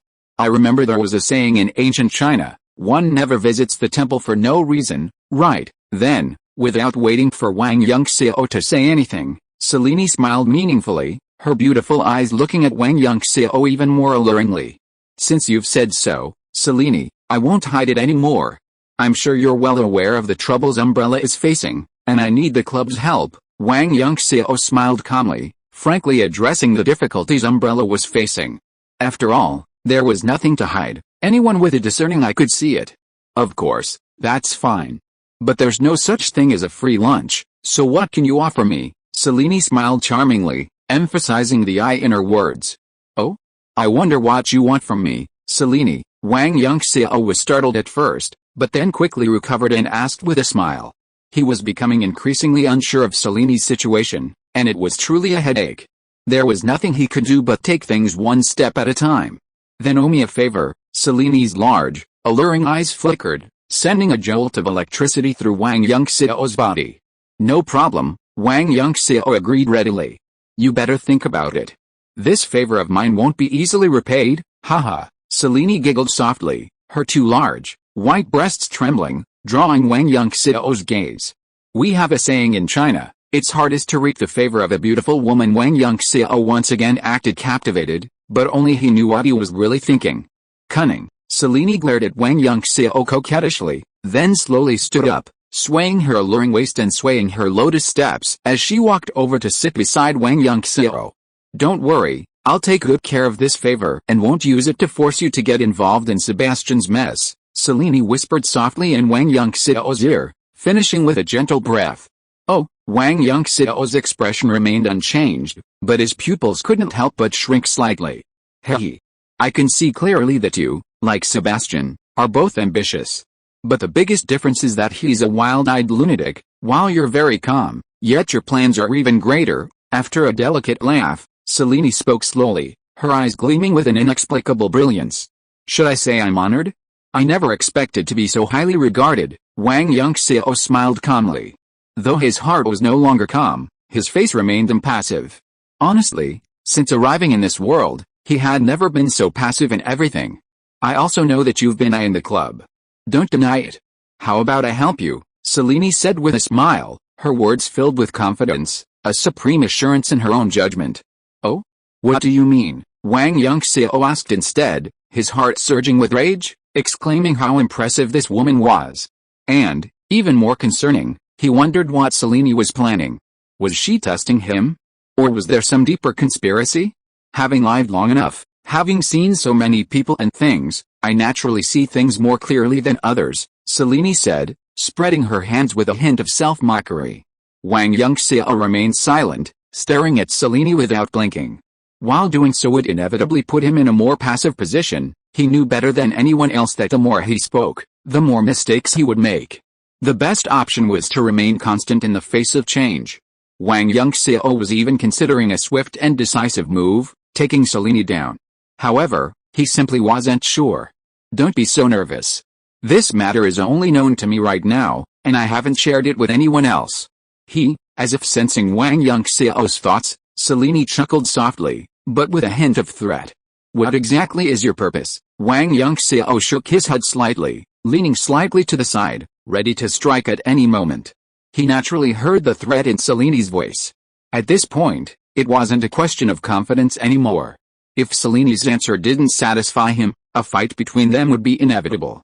After all, I'm just a woman, and I want to find a strong support. Selene ignored Wang Yunxiao's reaction, her tone gloomy and her expression resentful. But the more she spoke, the more unfathomable Wang Yunxiao felt, and the more he hesitated to act rashly. It's getting late, and I have to get back to New York. You know, they can't do without me right now. After a long pause, Wang Yunxiao finally said this, and under Selene's half-smile, he left in a rather embarrassed manner. Well, Wang Yunxiao finally gave in and didn't choose to confront Selene. There was no way he could do it. He truly didn't have the slightest confidence. Thanks to the little ghost setting up a stall on the bridge for the guaranteed monthly ticket. Just got home, and rushed to update 2 on the way. Please collect, subscribe, recommend and vote. If you are listening to this novel on a channel other than Fanfic World, it means it was downloaded and re-uploaded without effort. We warmly invite you to visit our channel, Fanfic World. There you will find the original version of this story and many other novels of various genres. We look forward to seeing you dive into a world of incredible novels. Chapter 116, Crisis Temporarily Resolved. Damn it, Wang Yunxiao cursed under his breath as he left the nightclub and boarded a limousine bound for the airport. He hadn't expected Selene to be so formidable, possessing eyes so perceptive. He couldn't fathom Selene's intentions, but he had to admit that he felt completely trapped during this encounter, like being caught in an invisible net. No matter how hard he struggled, he felt it was impossible to escape. Fighting wasn't guaranteed to win, so Wang Yunxiao's best option was to retreat. Furthermore, this was a crucial time for Umbrella, making the Hellfire Club even more indispensable. He was hesitant to act rashly. As the saying goes, one person's plan is as important as two's. Upon returning to New York, Wang Yunxiao immediately summoned Ada Wong, Lane, and Emma, hoping to gain some insights and find a better solution. As for Charles, forget it. This was a crucial time for the development of the super soldier serum, and a research enthusiast like him clearly had no time for such trivial matters. The atmosphere in the manor's living room was particularly tense. Wang Yunxiao sat on a sofa to one side, the 3 women sitting shoulder to shoulder across from him, seemingly engaged in a 3-way trial. Clearly, from the very beginning, he had chosen a very wrong path. Wang Yunxiao opened his mouth, wanting to say something, but ultimately, he couldn't find the words. Meanwhile, he cursed himself internally, thinking he was truly insane for even approaching the 3 women about this. HMPH. I've always been known to flirt with other women, now you're done for. Lane glared at Wang Yunxiao with a cold, annoyed sneer. I didn't. It had nothing to do with me. Wang Yunxiao decisively refused 3 times. He didn't dare provoke the 3 women again at this moment. Really? Lane sneered, not believing a single punctuation mark. Wang Yunxiao was helpless, and he quickly cast a pleading glance toward Ada Wang and Emma. Emma returned Wang Yunxiao's resentful glance. She was being polite, not even trying to help him out, but not adding fuel to the fire. Don't get me wrong, they haven't reached the final stage yet. It's not that Wang Yunxiao is torn between being a beast and worse than a beast, but Emma has been incredibly busy lately, constantly under Ada Wang's leadership, maneuvering between various factions, leaving him no chance to strike even if he wanted to. Alright, Rain, we'll consider how to punish this villain later. For now, let's discuss how to deal with the Black Queen. Ada Wang relented and spoke to Wang Yunxiao's rescue, but she simply ignored the grateful look Wang Yunxiao gave her. What's there to discuss? While Sebastian's away, let's attack together and take Selene down. Rain, clearly still furious, spoke without hesitation. Well, it's not impossible, but it can only be used as a last resort. Wang Yunxiao frowned, pondering. If the three of them truly acted together, their chances of success would naturally be much greater, but there was no guarantee of success. There was no other way. Selene was not only powerful, but also too mysterious. Why? Lane glared at Wang Yunxiao, puzzled. Wang Yunxiao uttered a single word before decisively ceasing his words and turning to Ada Wang for help. He knew that while the explanation might be simple, it wouldn't be as effective if he spoke it himself as if Ada Wang did. Whatever the Black Queen's motives, we must now play along. The only one who can temporarily help Umbrella Corporation escape its predicament is the Hellfire Club. Ada Wang rolled her eyes at Wang Yunxiao, but she still chose to explain. HMPH, Lane snorted, and said nothing more. It's unclear whether she's still angry at Wang Yunxiao, or resentful of Ada Wang for speaking up for him. Then what should we do? Emma asked, redirecting everyone's attention. Sure, she's smart and adept at manipulating people, but she's too immature right now to be relied upon in this matter. I don't know. At a time like this, we can only wait and see what happens. Let's see what the Black Queen is up to. Ada Wang spread her hands, truly lacking any real solutions. Wang Yunxiao's frown deepened. This answer was clearly not what he wanted, but he had to admit it might be the best solution. Perhaps, we don't need to worry too much?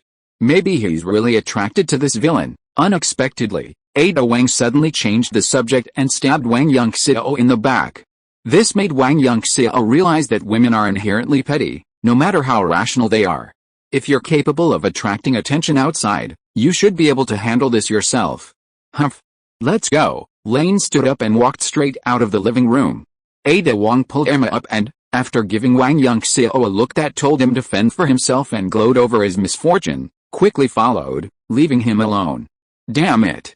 I must have lost my mind, even discussing this with them. Wang Yunxiao laughed bitterly, cursing inwardly. In the days that followed, none of Wang Yunxiao's fears materialized. Selene, true to her words, didn't exploit the situation to stage any tactical moves. Furthermore, the Hellfire Club immediately assisted Umbrella. As expected, while the Hellfire Club was a loose organization, its network of connections stretched across the United States. It easily helped Ada Wang find a way through the various factions, breaking their combined blockade of Umbrella. Of course, Umbrella also ceded considerable profits to this effort. Although everyone belongs to the Hellfire Club, who would risk their lives to help you without a certain degree of self-interest? In the United States, especially in the capital market, there are no friends who stand up for justice. Ultimately, it all comes down to two things: self-interest. Regardless, the crisis at Umbrella Corporation has been temporarily resolved. Now it all depends on Ada Wang's methods. How will she transform Umbrella into the most powerful super corporation in the United States, and perhaps even the world? All of this, of course, requires Selene's help, which once again makes Wang Yunxiao realize this woman's methods and makes him even more wary of her. Please bookmark, subscribe, recommend, and vote. Chapter 117: The Beginning of Action. In just over a month, with the help of the Hellfire Club, Umbrella Corporation's predicament was temporarily alleviated, successfully carving out a path through the throngs of powerful individuals and capitalists. Following this, Ada Wang, undeterred by the recent turmoil, launched a series of potent drugs and even advanced medical equipment, further dominating the medical market. Suddenly, both Ada Wang and Umbrella Corporation became trendsetters throughout the United States, and indeed the world.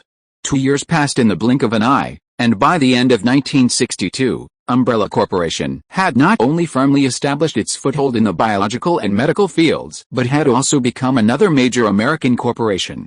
with wholly owned subsidiaries such as Umbrella Technologies, Umbrella Mobile Communications, Umbrella Medical, and Umbrella Biotech. It was the undisputed leader in the fields of electronics, biology, and medicine, both in the United States and globally.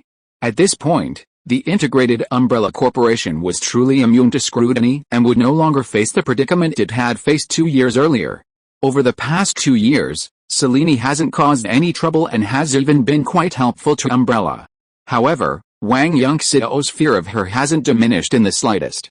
Sebastian, on the other hand, has been meeting with Wang Yunxiao more and more frequently lately. His intention to win her over is obvious, and the underlying reason is self-evident. This demonstrates that his ambition and madness have reached their final peak. Since 1947, the capitalist bloc, led by the United States and NATO, and the socialist bloc, led by the Soviet Union and the Warsaw Pact, have engaged in a decades-long political, economic, and military struggle for world hegemony. This is the so-called Cold War.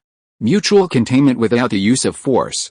Just recently, the Soviet Union shipped missiles to Cuba, intending to establish a missile launch site there, but was spotted by a US U-2 reconnaissance aircraft.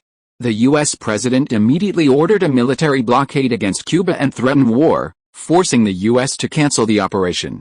The Soviet Union, unwilling to yield to US threats, persisted in sending missiles to Cuba, even resorting to similar threats of war. For a time, the international situation was in turmoil, with a looming threat of World War III.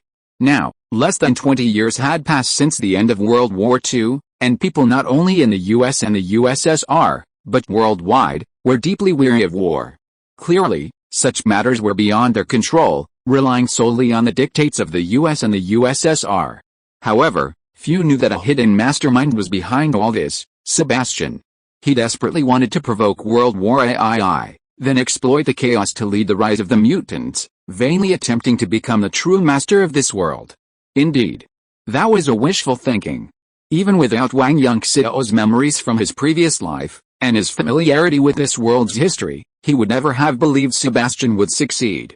Even without these, even the Umbrella Group was undoubtedly as powerful as Sebastian's, yet he had no confidence in his audacious ambitions.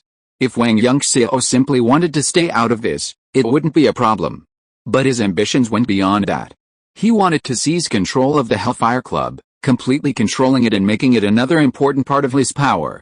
Wang Yunxiao had a comprehensive plan for all of this. His only concern, the biggest twist in his plan, was Selene. That night, in the manor's luxurious yet cozy living room, Wang Yunxiao comfortably held Emma in his arms. Emma, as docile as a kitten, allowed him to do whatever he wanted. He ignored the occasional glares from Ada Wang and Lane, revealing his thick skin. Now, another 2 years had passed.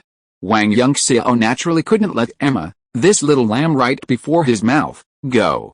He had already devoured her completely. However, he wasn't in a rush to transform Emma into a zombie. He was thinking, after successfully ascending to the second generation of zombies, what difference would that make? Alright, if you have something to say, just say it. Stop getting in the way. Lane finally lost her patience and said angrily. Of course, Sebastian's patience is running out, so we have to act quickly. Wang Yunxiao knew when to stop, not daring to continue provoking Lane, and said seriously. However, he did not let go of Emma in his arms. What are you going to do? Lane glared at Wang Yunxiao again and asked with a pout. They were of course well aware of Wang Yunxiao's ambitions, but they had never heard him mention a specific plan. First, we have to find a way to convey Sebastian's ambitions to the CIA without leaving any trace, Wang Yunxiao shrugged and said confidently. Why not the Strategic Homeland Defense Attack and Logistics Support Agency? Well, that name is really too convoluted. I really don't know who came up with it, Lane said with a hint of confusion, but at the end she did not forget to complain. Yes, from what I understand, supernatural events like mutants fall squarely within their purview. And, if I remember correctly, there are quite a few of your old acquaintances there. Or do you still wish to remain hidden? I'm afraid that won't be easy. Ada Wang Yi raised her doubts. She knew Wang Yunxiao didn't want to expose himself to anyone with ulterior motives at this moment, but facing Sebastian and his men, hiding himself would be almost impossible. That's not the case. I'm just worried. If they take action, we'll be completely wiped out. Even the entire Hellfire Club would be hard to save. That's clearly not the outcome I want. Wang Yunxiao waved his hand before voicing his concerns. Are they really that powerful? Lane expressed her doubts about SHIELD's strength. Who knows, but we still have to take the necessary precautions, Wang Yunxiao said nonchalantly. It wasn't that he wanted to hide anything, but he simply didn't know. Who could possibly know the true strength of SHIELD during this period? Well, it must be said here that Wang Yunxiao simply didn't feel like thinking too much and simply followed the original historical trajectory and chose the CIA. You can't be bothered with you, huh? Lane was speechless for a moment, then glared at Wang Yunxiao fiercely. Leave it to me. It just so happens that the CIA is sending someone over soon to negotiate with us about the super soldier serum, Ada Wang said with a confident smile. Please bookmark, subscribe, recommend, and vote. Chapter 118 Identity Exposed Again. A year ago, Charles had developed a new version of the super soldier serum. While only 30% as effective as the original, it was still quite impressive. Furthermore, its side effects were minimal, ensuring a high success rate for any top-tier special forces soldier or agent. Furthermore, at Wang Yunxiao's request, Charles developed 2 more versions for sale, Super Soldier Serum Type I, which was half as effective but permanent, and Super Soldier Serum Type II, which maintained its effectiveness but required re-injection every 3 years, otherwise the fused subject would regress to their original strength, or even worse. Currently, Umbrella Biotech's largest clients include the CIA, FBI, and SHIELD in the United States, MI6 in the United Kingdom, and even the militaries of other countries, including the United States and the United Kingdom. Consequently, the Umbrella Corporation's position has become increasingly stable amidst the checks and balances of various forces.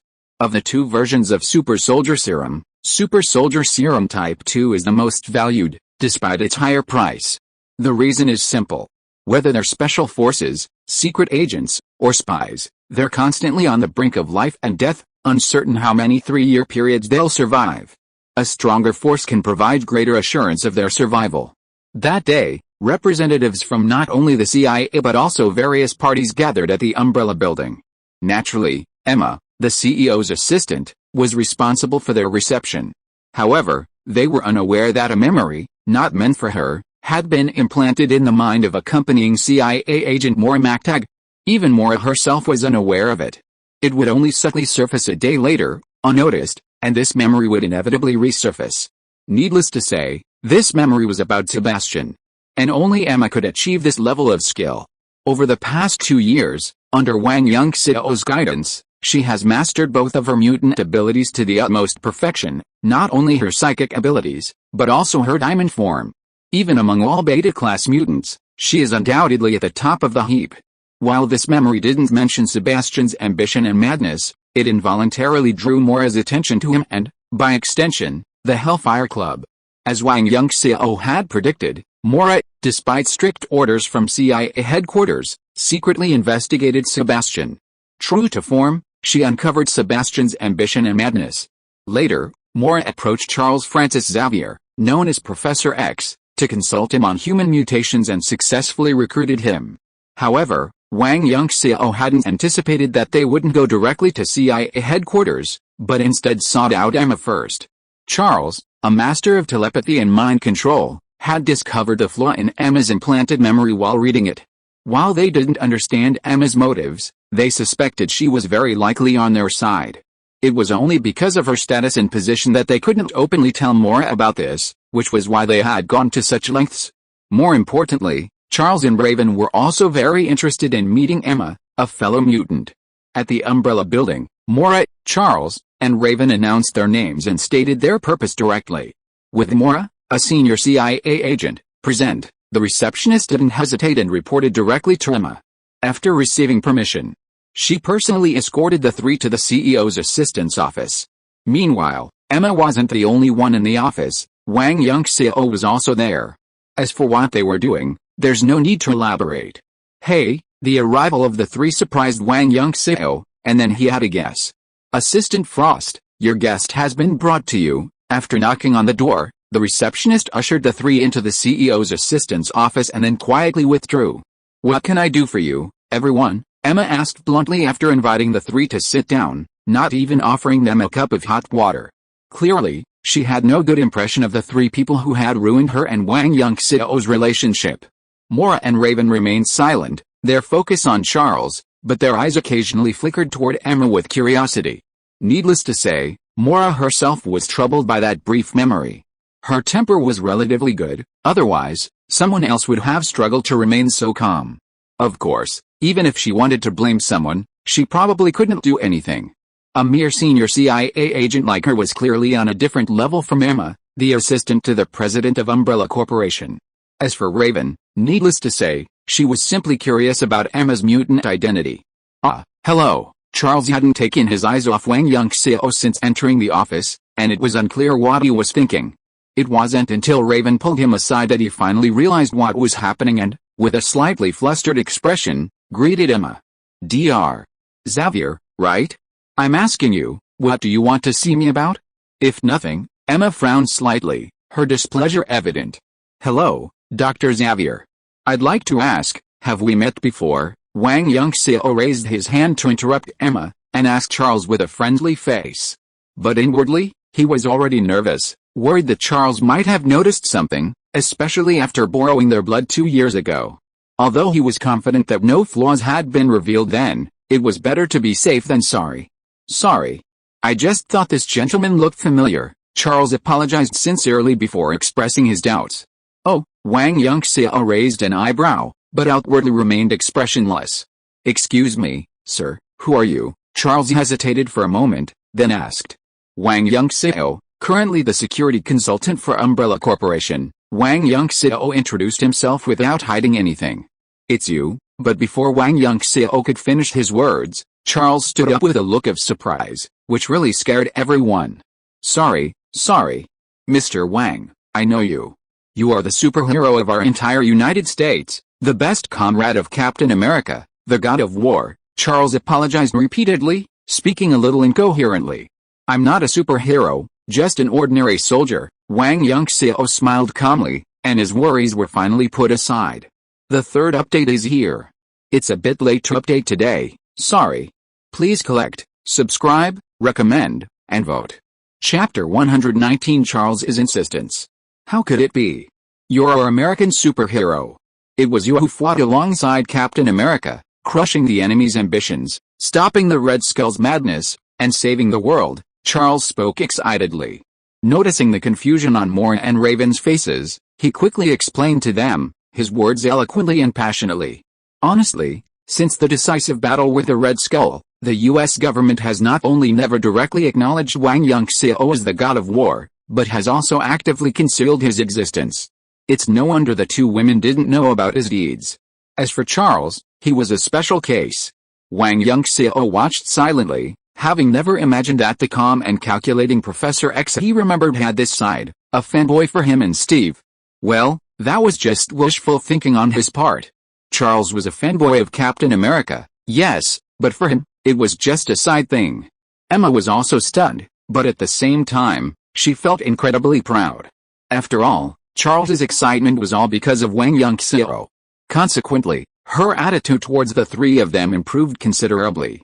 Charles, is it okay to call you that? Seeing Charles still recounting his achievements with such passion, Wang Yunxiao, no matter how thick-skinned she was, couldn't help but feel a sense of shame and quickly interrupted him. Of course, Charles nodded repeatedly. Well, Charles, let's get back to business. You're here because of that Sebastian guy, right? Wang Yunxiao smiled and turned the subject back to the main topic. Yes, Mr. Wang. After Agent Mora's repeated investigations, Sebastian of the Hellfire Club is attempting to use the Cuban Missile Incident to provoke a war between the United States and the Soviet Union, and then trigger World War III. So, we must stop him, and we need your help. The three of them exchanged glances, and Charles spoke solemnly. Do you have any plans? Wang Yunxiao asked instead of answering. Look, we're going to CIA headquarters first and convince the CIA brass to arrest Sebastian beforehand. Charles laid out their plan without hesitation. Wang Yunxiao was speechless. Was Professor X still too naive at this point, trusting the US government so much? But then he thought, perhaps it was simply his nature. Even after being repeatedly betrayed by the US government and even establishing a leading mutant power like the X-Men, He still held high hopes for the US government, constantly trying to compromise in the hope of gaining its acceptance. In contrast, Magneto, with whom he had a love-hate relationship, was far more decisive.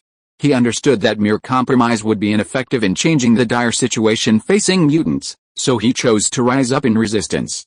However, his approach was also too extreme.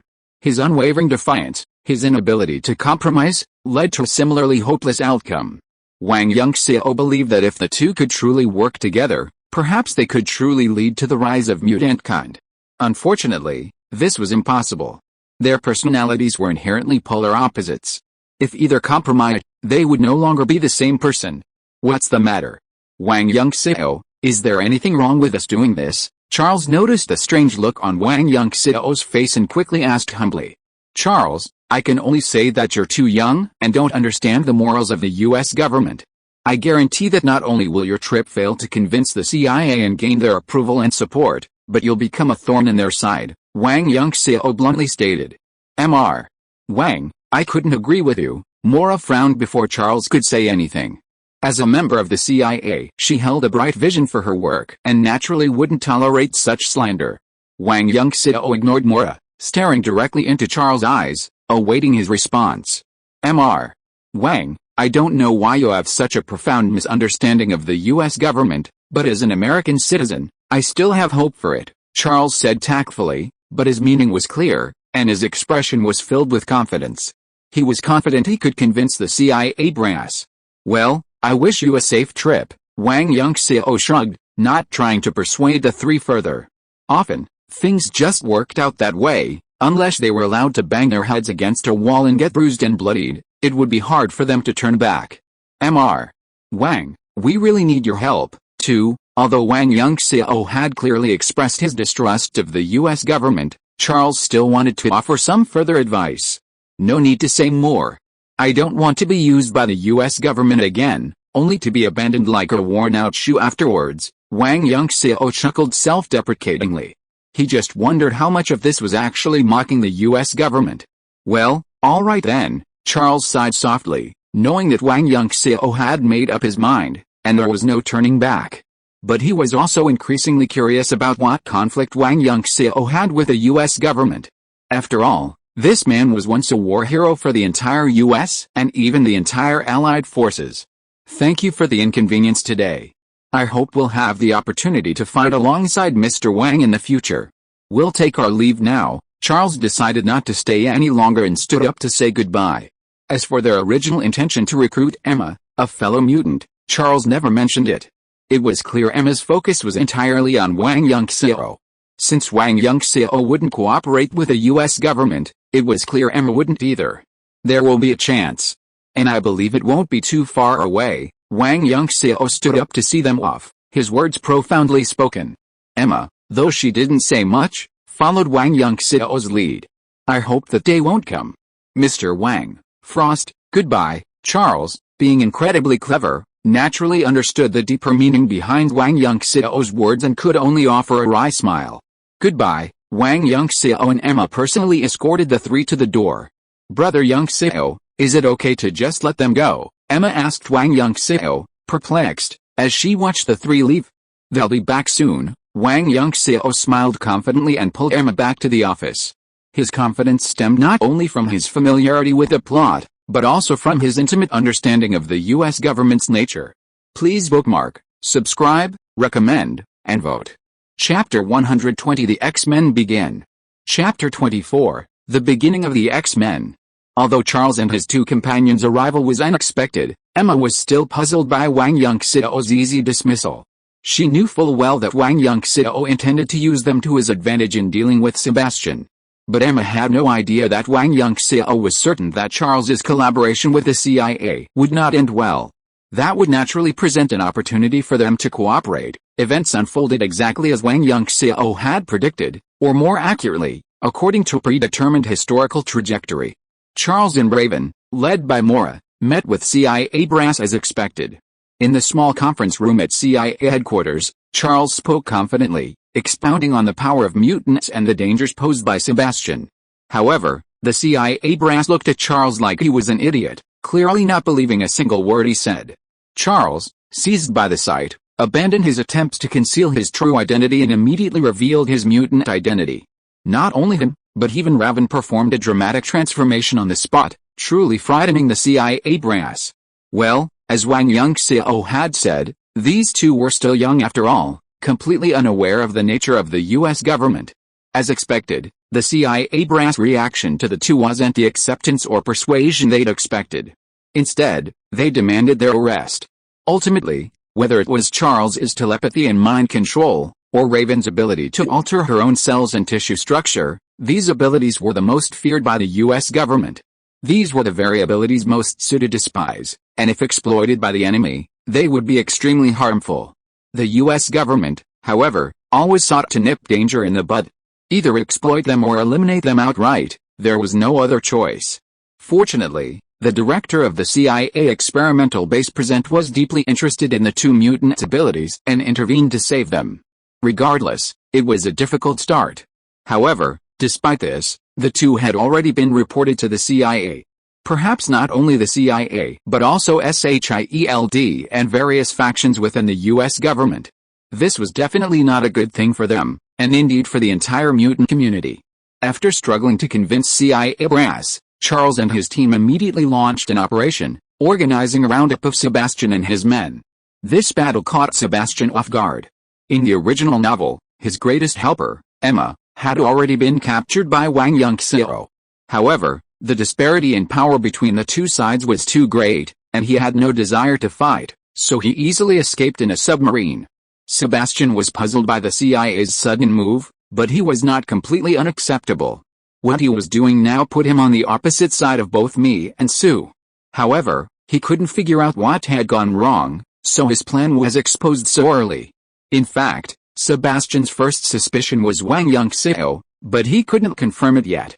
Because he had never mentioned his plan to Wang Yunxiao, he was completely baffled and had to postpone the matter for now. Regardless, Sebastian would likely remain invisible for a long time to come, especially before the US government. This battle also marked the first meeting between Charles and Eric Lencher, a lifelong confidant of the two, who had a love-hate relationship. They easily formed an offensive and defensive alliance to combat Sebastian. Although the operation failed, it made the CIA, and indeed the entire US government, realize the threat posed by Sebastian and deepened their fear of mutants. Under these circumstances, the CIA could no longer allow Charles, Eric, and the others to leave their side. Not only did they have to use them to deal with Sebastian, but more importantly, they had to keep him under close surveillance. Consequently, Charles, Eric, and the others were relocated to a CIA testing base. It was there that they were surprised to discover another fellow mutant, Hank the Beast McCoy. He's the most brilliant inventor in the entire mutant community, inventing all the X-Men's future gadgets. Of course, Hank isn't the green-haired beast yet, he's just a Bigfoot.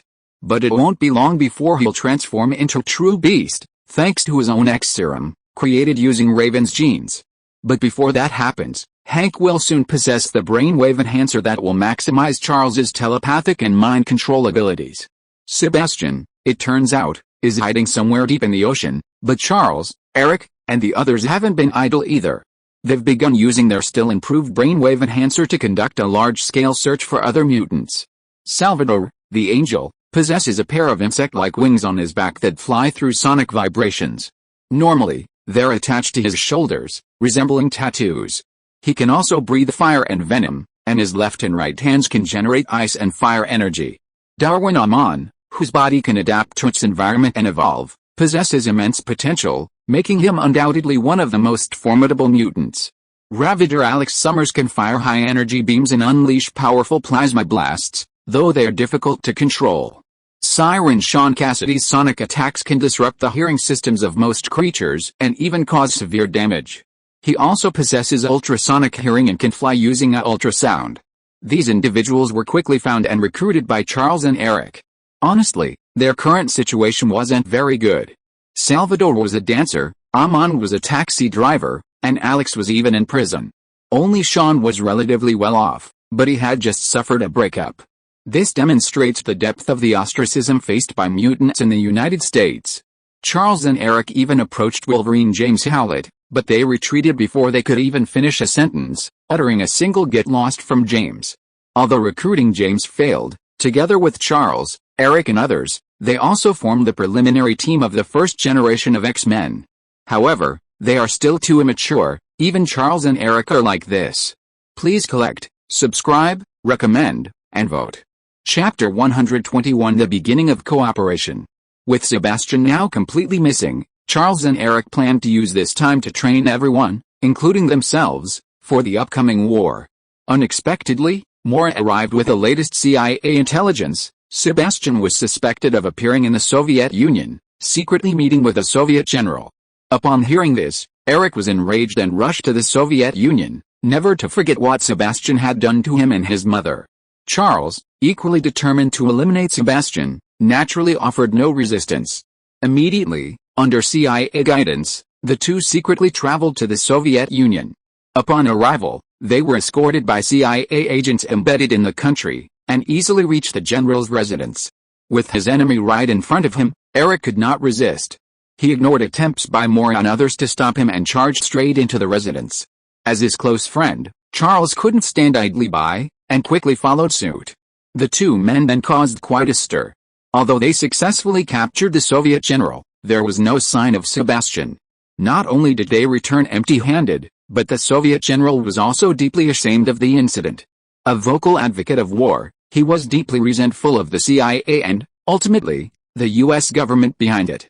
It's unclear if this actually helped Sebastian.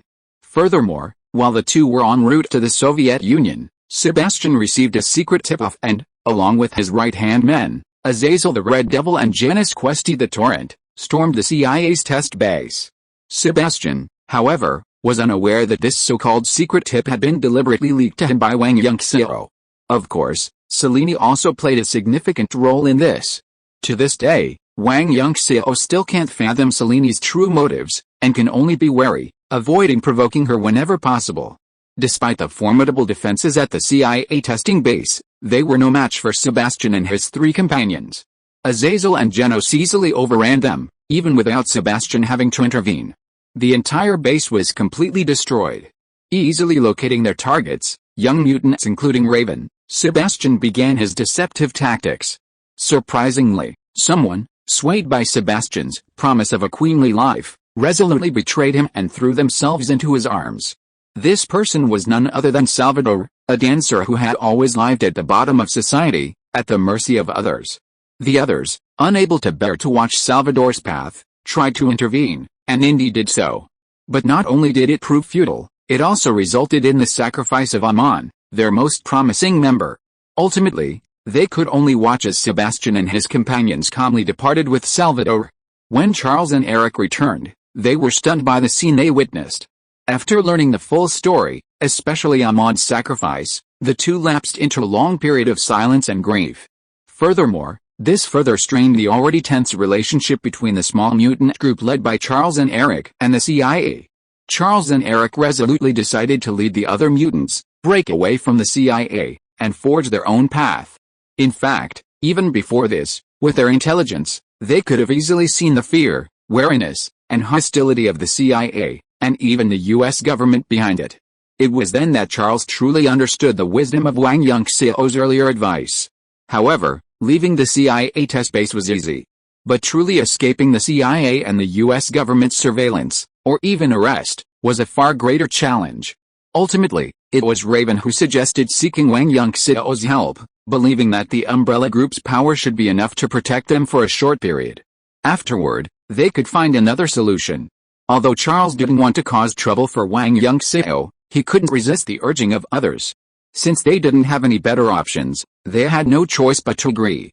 Inside the spacious CEO's office at the Umbrella Building, Wang Yunxiao welcomed Charles and Eric.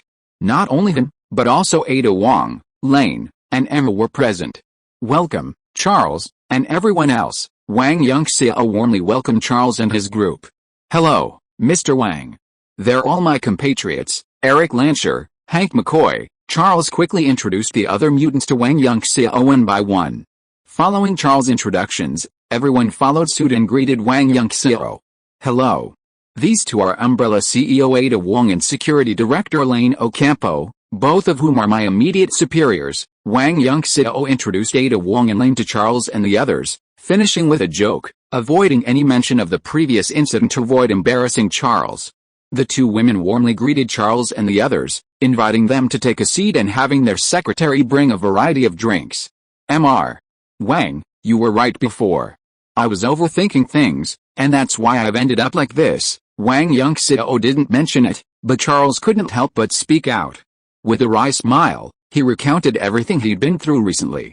However, Wang Yunxiao could still tell from his words that he wasn't completely hopeless with the US government. Well, that's not surprising. The US government has always been like this. They'll suppress any force beyond their control without hesitation. Wang Yunxiao shrugged, chuckling sarcastically.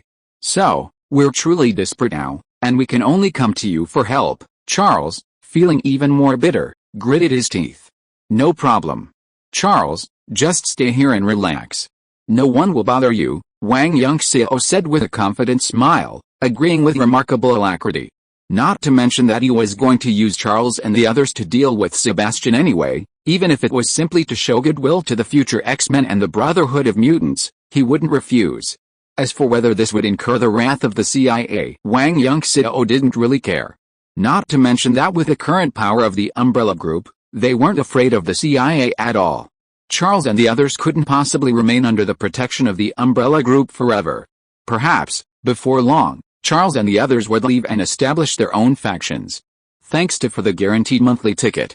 3 more chapters to come today. Please bookmark, subscribe, recommend, and vote. Chapter 122 The Eve of the Decisive Battle. Mr. Wang, we still need a spacious venue to hone our abilities.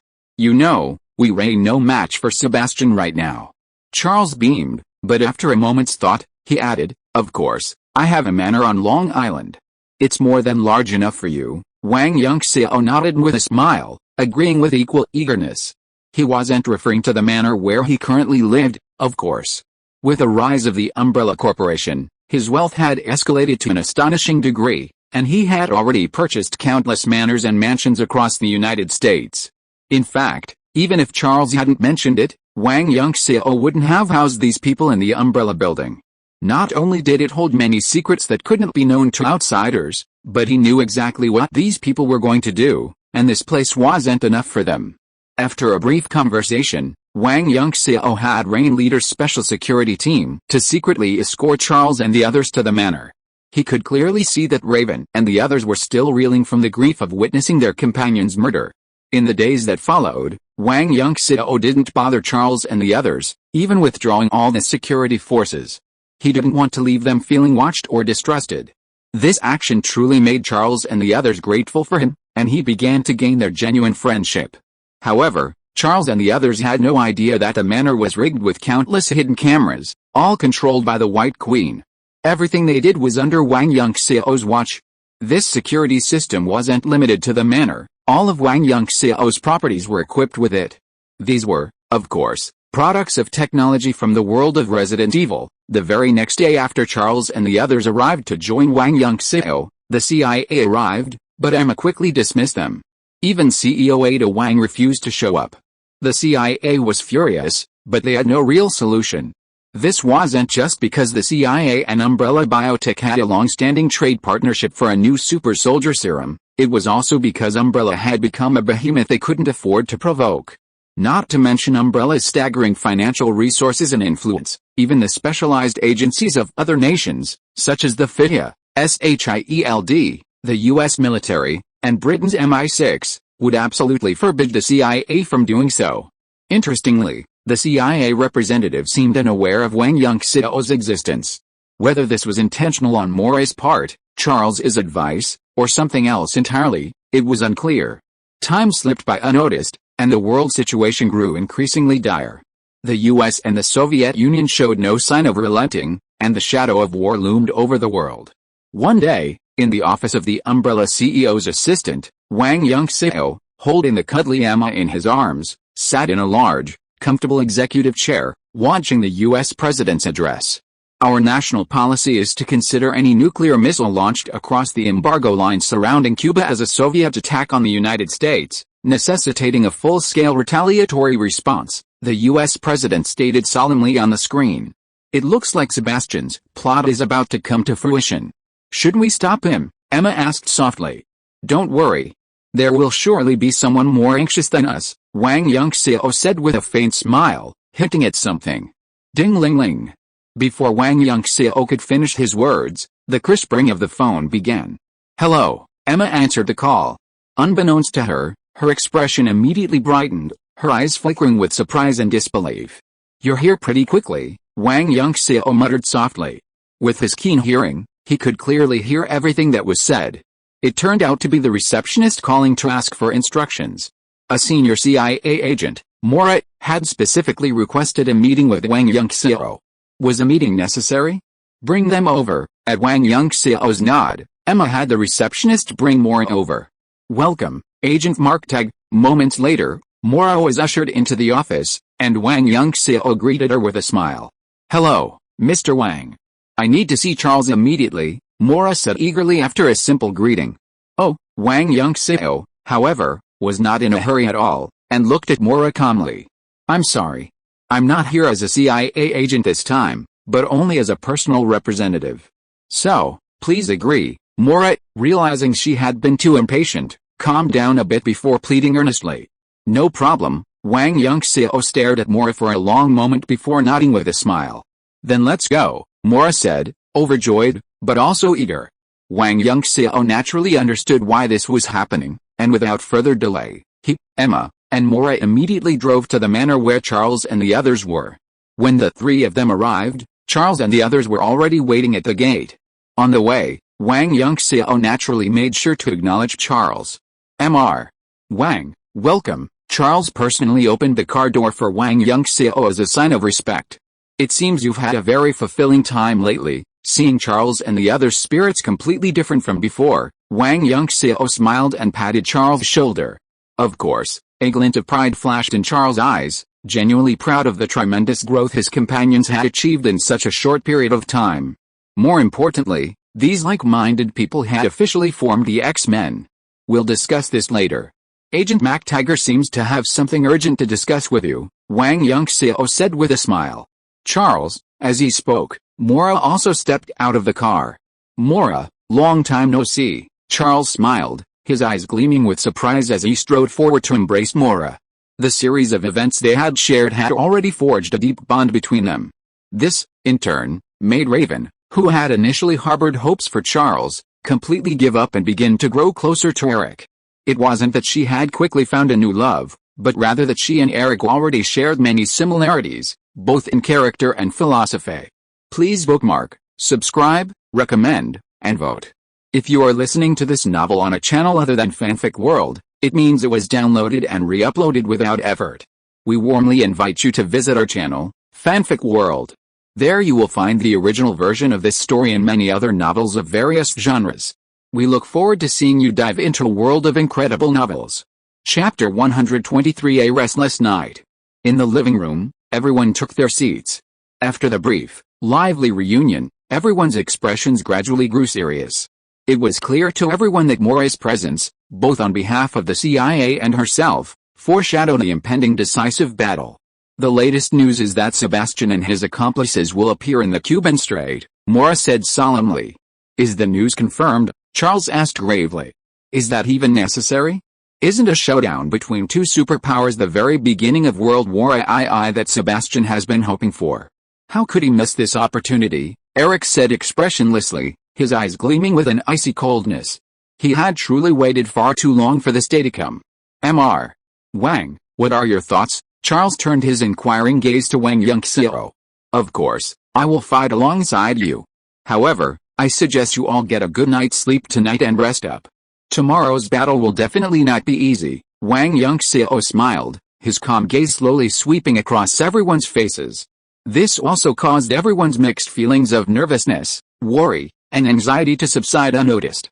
As expected of the god of war who once dominated World War II, Charles and Eric exchanged glances, each seeing the admiration in the other's eyes.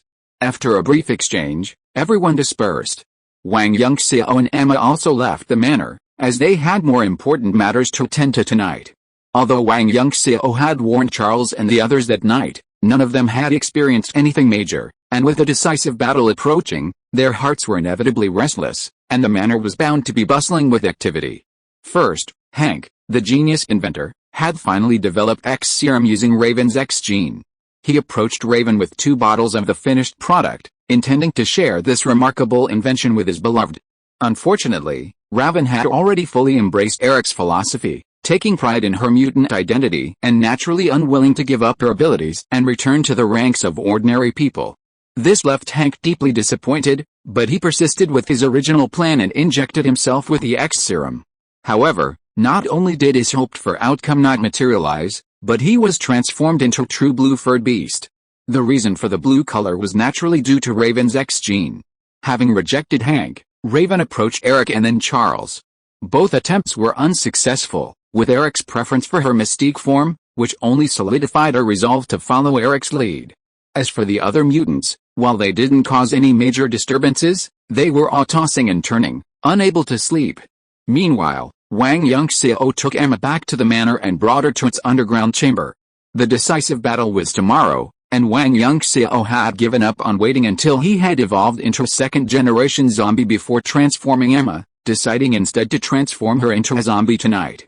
While a 4th-generation zombie wouldn't significantly improve her overall strength, it would undoubtedly greatly enhance her survivability.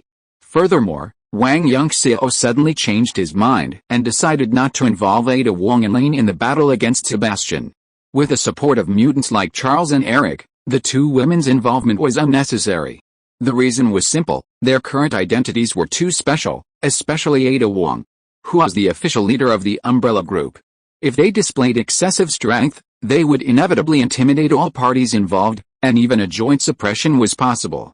"Emma, are you ready?" Wang Yunxiao asked Emma softly in the underground chamber. Yes, Emma nodded, her expression resolute. She had long anticipated this day, ever since she had witnessed the zombie forms of Wang Yunxiao and the others, and had even mentioned it to Wang Yunxiao more than once. The reason was simple: only then would she feel truly integrated into the family, otherwise, there would always be an inexplicable sense of distance. "Then I'll begin," Wang Yunxiao said with a gentle smile, his zombie form already revealed. His sharp fangs and amber pupils were captivating Emma's eyes. Roar! With a series of low growls, Wang Yunxiao held Emma tightly in his arms, lowering his head to bite the carotid artery in her neck. Sweet blood flowed through his zombie fangs and into his body. Emma moaned softly, a seductive blush crept across her beautiful face. Her eyes were hazy, rippling like water. Wang Yunxiao, too, felt a sense of relief. He felt every pore in his body open, a feeling of ecstasy beyond words. At the same time, within Wang Yunxiao's zombie bloodline, an extremely powerful energy surged, the very mutant power contained in Emma's blood. After all, Emma was also a beta-level mutant. Furthermore, he was drinking Emma's blood directly, which was naturally very different from draining her blood first and then drinking it. As time passed, Emma's face grew paler, her lips turning a purplish blue, but her brow remained relaxed, completely unperceived of pain. Finally, Wang Yunxiao lifted his head and left Emma's neck. A drop of his blood, shimmering with a warm glow, sank into her forehead. Roar! Emma's eyes widened, and a high-pitched roar erupted from her throat. The roar was so resounding that, were it not for the soundproofing of this underground chamber, it could have been heard throughout Long Island. The next moment, Emma's eyes transformed into gray-brown, vertical pupils. Sharp zombie fangs emerged from her gums. Her golden hair flew, and a powerful aura radiated outward, impacting everything around her. A flash of surprise flashed across Wang Yunxiao's eyes, and he immediately made some guesses. Perhaps it was because Emma was inherently strong, or because she was a mutant, or for some other reason. But no matter what, this was a good thing, and it gave Emma more time to adapt to her zombie body. After more than 10 minutes, Emma was able to initially control this sudden increase in power in her body, and the aura that spread outward began to gradually converge. "How does it feel?" Wang Yunxiao asked softly. "Very good. This feeling is so wonderful," Emma smiled brightly, with an inexplicable light flashing in her eyes. Please collect, subscribe, recommend, and vote. Chapter 124: A thrilling moment. Wang Yunxiao spent the entire night instructing Emma on how to master her newfound powers. However, the time was too short, and Emma only managed to gain initial control over her zombie form. As Wang Yunxiao had predicted, Emma's overall strength didn't improve significantly, but her physical fitness and senses skyrocketed exponentially. While still inferior to melee-reliant mutants like Wolverine and Sabretooth, it certainly wasn't far behind. This undoubtedly increased her survival rate and gave Wang Yunxiao some peace of mind. As the sun rose, Wang Yunxiao and M rushed to Umbrella Corporation's small, private airfield. There, parked was a state-of-the-art fighter jet. Given Umbrella Corporation's current cooperative relationship with the U.S. military, acquiring such a weapon wouldn't be difficult. Furthermore, this fighter jet was far more than it appeared. While the exterior didn't reveal much, the interior had undergone a profound transformation, embodying the latest advances from the world of Resident Evil. Of course, this wasn't too far-fetched. Even in this day and age, there are still people capable of such feats, like Wang Yunxiao's old friend Howard, the founder of Stark Group. Charles's field wasn't mechanical engineering, but he possessed mature skills, and simple modifications were within his reach. When the two arrived at the airport, Charles, Eric, and their group were already waiting for them. They were all dressed in uniform yellow and blue combat uniforms, looking energetic, their eyes blazing with fighting spirit. The only person who surprised Wang Yunxiao was the blue-haired beast, Hank, but he didn't say much. Mr. Wang, Miss Frost, Charles and the others came forward to greet them. It looks like everyone's ready. Let's go. Wang Yunxiao smiled calmly, and without further ado, he led everyone aboard the fighter jet. Upon boarding the fighter, Charles and the others were amazed and impressed by the high-tech equipment within. The intelligent control system was particularly astounding, and Hank, the inventor, was particularly impressed. While Charles and the others were stunned by the fighter jet's technological advancements, they also gained a deeper understanding of the Umbrella Corporation's strength and depth. The fighter jet slowly lifted off, slicing a trail of white water through the air before soaring into the distant horizon. As Soviet nuclear missile transports approached the Cuban coastline, already tense tensions escalate. All diplomatic efforts to avert nuclear war have failed. The American people are preparing for a possible nuclear attack. There are widespread reports of panic buying, leaving supermarkets empty, bunkers abandoned since World War II are being equipped for the future. This is the greatest threat the United States has ever faced. Inside the cabin, report after report blared from the radio, making the atmosphere increasingly oppressive and heavy. Damn it. He's a lunatic. Even the usually calm Charles couldn't help but curse under his breath. That bastard is a lunatic and a psychopath. I'm going to kill him myself, Charles.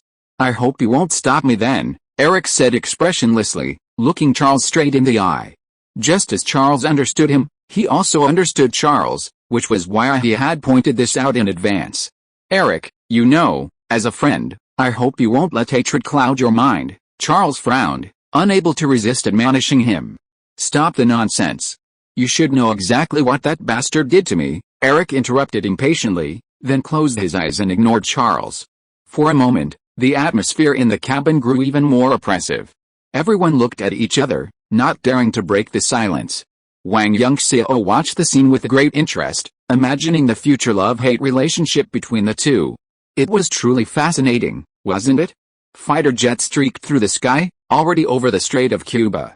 Across the sea, the U.S. interceptor fleet and the Soviet escort fleet faced each other from afar, their guns trained on each other, the atmosphere of battle imminent. And right between the U.S. and Soviet fleets, a Soviet transport ship carrying nuclear missiles slowly approached the Cuban coastline. This undoubtedly struck a nerve with the United States. If the transport crossed the threshold, the U.S. would undoubtedly open fire without hesitation, and the Soviet Union would inevitably launch a counterattack. War would then become unavoidable. As the transport continued its advance, drawing ever closer to the threshold, the Soviet Union, unable to withstand the pressure, abandoned the operation. The communications officer urgently contacted the transport, ordering it to halt immediately. However, the transport remained silent and even sped up. At this moment, even a fool could tell something had happened aboard the transport. But there was nothing they could do, and they could only watch helplessly as war erupted. It turned out that the transport had long been under Azazel's control. As for the Soviet soldiers aboard, it went without saying that he had utterly slaughtered them all. Oh no. Everyone on the transport is dead. Now it's that Azazel who's in control. Meanwhile, Charles had already surveyed the transport and immediately informed everyone. That bastard must be around here. Eric's eyes suddenly opened, a flicker of surprise in them. As for the current tense situation, It wasn't his primary concern. He was preoccupied with killing Sebastian and exacting revenge. We'll talk about that later. Charles, find a way to stop the transport ship, Wang Yunxiao said decisively, glancing at Eric. It's too late, Charles' brow furrowed into a knot. Then bomb it, Wang Yunxiao interrupted Charles, unwavering in his determination. Okay, Charles nodded firmly, slowly closing his eyes and unleashing his full mental control abilities. Seeing the transport ship about to cross that threshold, at that moment, not only the officers and soldiers of the US and Soviet fleets, but also the military and political leaders behind them, were all in a state of panic. Not only them, but also the fighter jets. Meanwhile, Charles had already taken action, directly controlling the main gunners of the Soviet fleet's main battleships to bombard his own transport ship. It's true that although this move is quite despicable, it is indeed the best solution under the current situation. Today's 3 updates are here. Please collect, subscribe, recommend, and vote. Chapter 125 The War Begins. Boom, the missile, trailing a long flame, streaked through the sky, striking the transport ship with unerring accuracy. A fiery explosion echoed through the air. Boom, boom, boom. A series of deafening explosions followed, and the entire transport ship exploded. Flames and billowing smoke shot out in all directions, stirring up a monstrous wave. The scene stunned both the US and the Soviet Union, who remained unable to react for a long moment. As for the lead gunner on the Soviet flagship, he was utterly terrified, his face ashen, his eyes gleaming with deep despair. Under the command of the commander-in-chief, he was escorted away by 2 Soviet soldiers. However, the war had been averted. The commanders of the US and Soviet fleets immediately requested further instructions from their respective high command. No. That Azazel escaped. Meanwhile, inside the fighter plane, Charles suddenly opened his eyes and exclaimed in a deep voice. It's okay. They won't want to retreat like this. They're probably still nearby. Wang Yunxiao smiled calmly, calming the excited crowd, especially Eric. But the ocean is vast. How can we find that bastard? Eric asked impatiently. They must be hiding underwater. It's a pity we don't have a sonar system, Hank frowned. Although he had already made a conclusion, he also raised the crux of the matter. No. We do, Charles and Sean suddenly shouted in unison, interrupting Wang Yunxiao's words. Seeing this, Wang Yunxiao raised his brows slightly, but said nothing more. How could this fighter not have a sonar system? However, since Charles and Sean had already found a solution, why should he discourage them? The fighter slowly descended, flying almost close to the sea surface. The bottom of the cabin slowly opened. Sean took a deep breath, jumped out, and dove into the sea. The sonic attack rushed straight to the seabed and spread out in all directions. Found it. A moment later, Charles, who had always been linked to Sean's mind, suddenly brightened, revealing the exact location of the submarine Sebastian and the others were aboard. I'll do it, Eric, already eager to try, couldn't sit still any longer. He quickly strode to the wheel beneath the fighter and, following Charles's direction, activated his magnetic control with full force. Unfortunately, the submarine lay deep in the ocean, and Eric, driven by his desire for revenge, was completely unable to calmly control his power. After a long while, his attempts were in vain. Eric, remember the balance between anger and calm. Charles once again penetrated Eric's mind with his own will, helping him to calm his emotions and unleash his magnetic control to its full potential. Ah! Eric roared, finally gaining complete control of the submarine beneath the sea. Soon, a massive shadow gradually emerged from the sea, becoming increasingly clear. Splash! The seawater was parted by an invisible force, and the submarine's tail propeller burst through the surface, followed by the entire hull. And so, as the stunned officers and men of the US and Soviet fleets watched, a fighter jet flew low, a submarine hovering just below it, darting towards the Cuban coast. Well, perhaps at that moment, he truly felt like he was looking at God. The submarine's top hatch opened, and Genos swiftly emerged, spinning like a massive tornado. Needless to say, his target was the fighter jet. Eric, be careful. Get out of there, Charles shouted. In fact, how could Eric not see it without him even saying anything? Sure enough, Eric, without a word, showed no sign of letting go. Instead, he tightened his grip, pulling the submarine towards the shore. In a flash, Wang Yunxiao appeared at the center of the tornado, right where Genos was. Clearly, The fighter jet was about to be destroyed by the tornado, and he could no longer sit idly by. This fighter jet had cost him a fortune.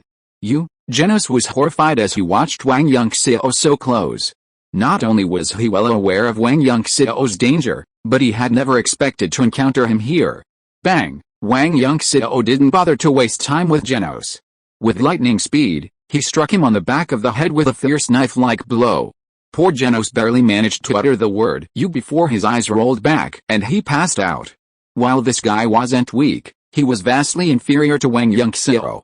And Wang Yunxiao's appearance and attack were so abrupt, leaving him no chance to react. With another wave of his hand, Wang Yunxiao, before Genos could even collapse to the ground, was already contained within his personal space, vanishing into the center of the tornado. With the disappearance of Genos, the instigator, the already forming tornado swept uncontrollably in one direction. Fortunately, that wasn't the direction of the fighter jets. The next moment, Wang Yunxiao suddenly appeared inside the submarine's nuclear power compartment. Sebastian was there, preparing to fully utilize the submarine's nuclear power to prepare for the decisive battle. "It's you?" Sebastian wasn't surprised to see Wang Yunxiao. "It's a shame. I thought you could share this world with me," Sebastian said with a faint sigh, but a cold murderous intent flickered in his eyes.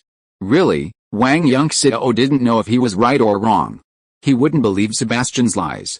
Besides, he never believed this guy could succeed. Boom! A dull roar echoed, and the entire nuclear power compartment suddenly shook violently. Needless to say, both knew that the submarine had crashed onto the shore, and a fierce battle was raging outside. Moreover, Sebastian knew even more clearly that without him, Azazel and his men would be no match for Charles, Eric, and the other X-Men, and would likely be defeated in no time. Sebastian didn't dare to delay any longer, swinging his fist straight at Wang Yunxiao. The punch didn't seem particularly powerful, but Wang Yunxiao, knowing Sebastian's abilities, knew that if he chose to meet it, he would inevitably suffer the combined force of his own strength and the punch itself. But was Wang Yunxiao afraid? Of course not. Without a moment's hesitation, Wang Yunxiao immediately met the blow with all his might. He was eager to see the true limits of Sebastian's abilities. Please bookmark, subscribe, recommend, and vote. End of this chapter. Thank you so much for reading until the end. Don't forget to give it a like. Looking for more exclusive content and immediate access? Subscribe to our Patreon. Remember, every like, subscription or donation encourages us to continue. Thank you all. See you in the next video.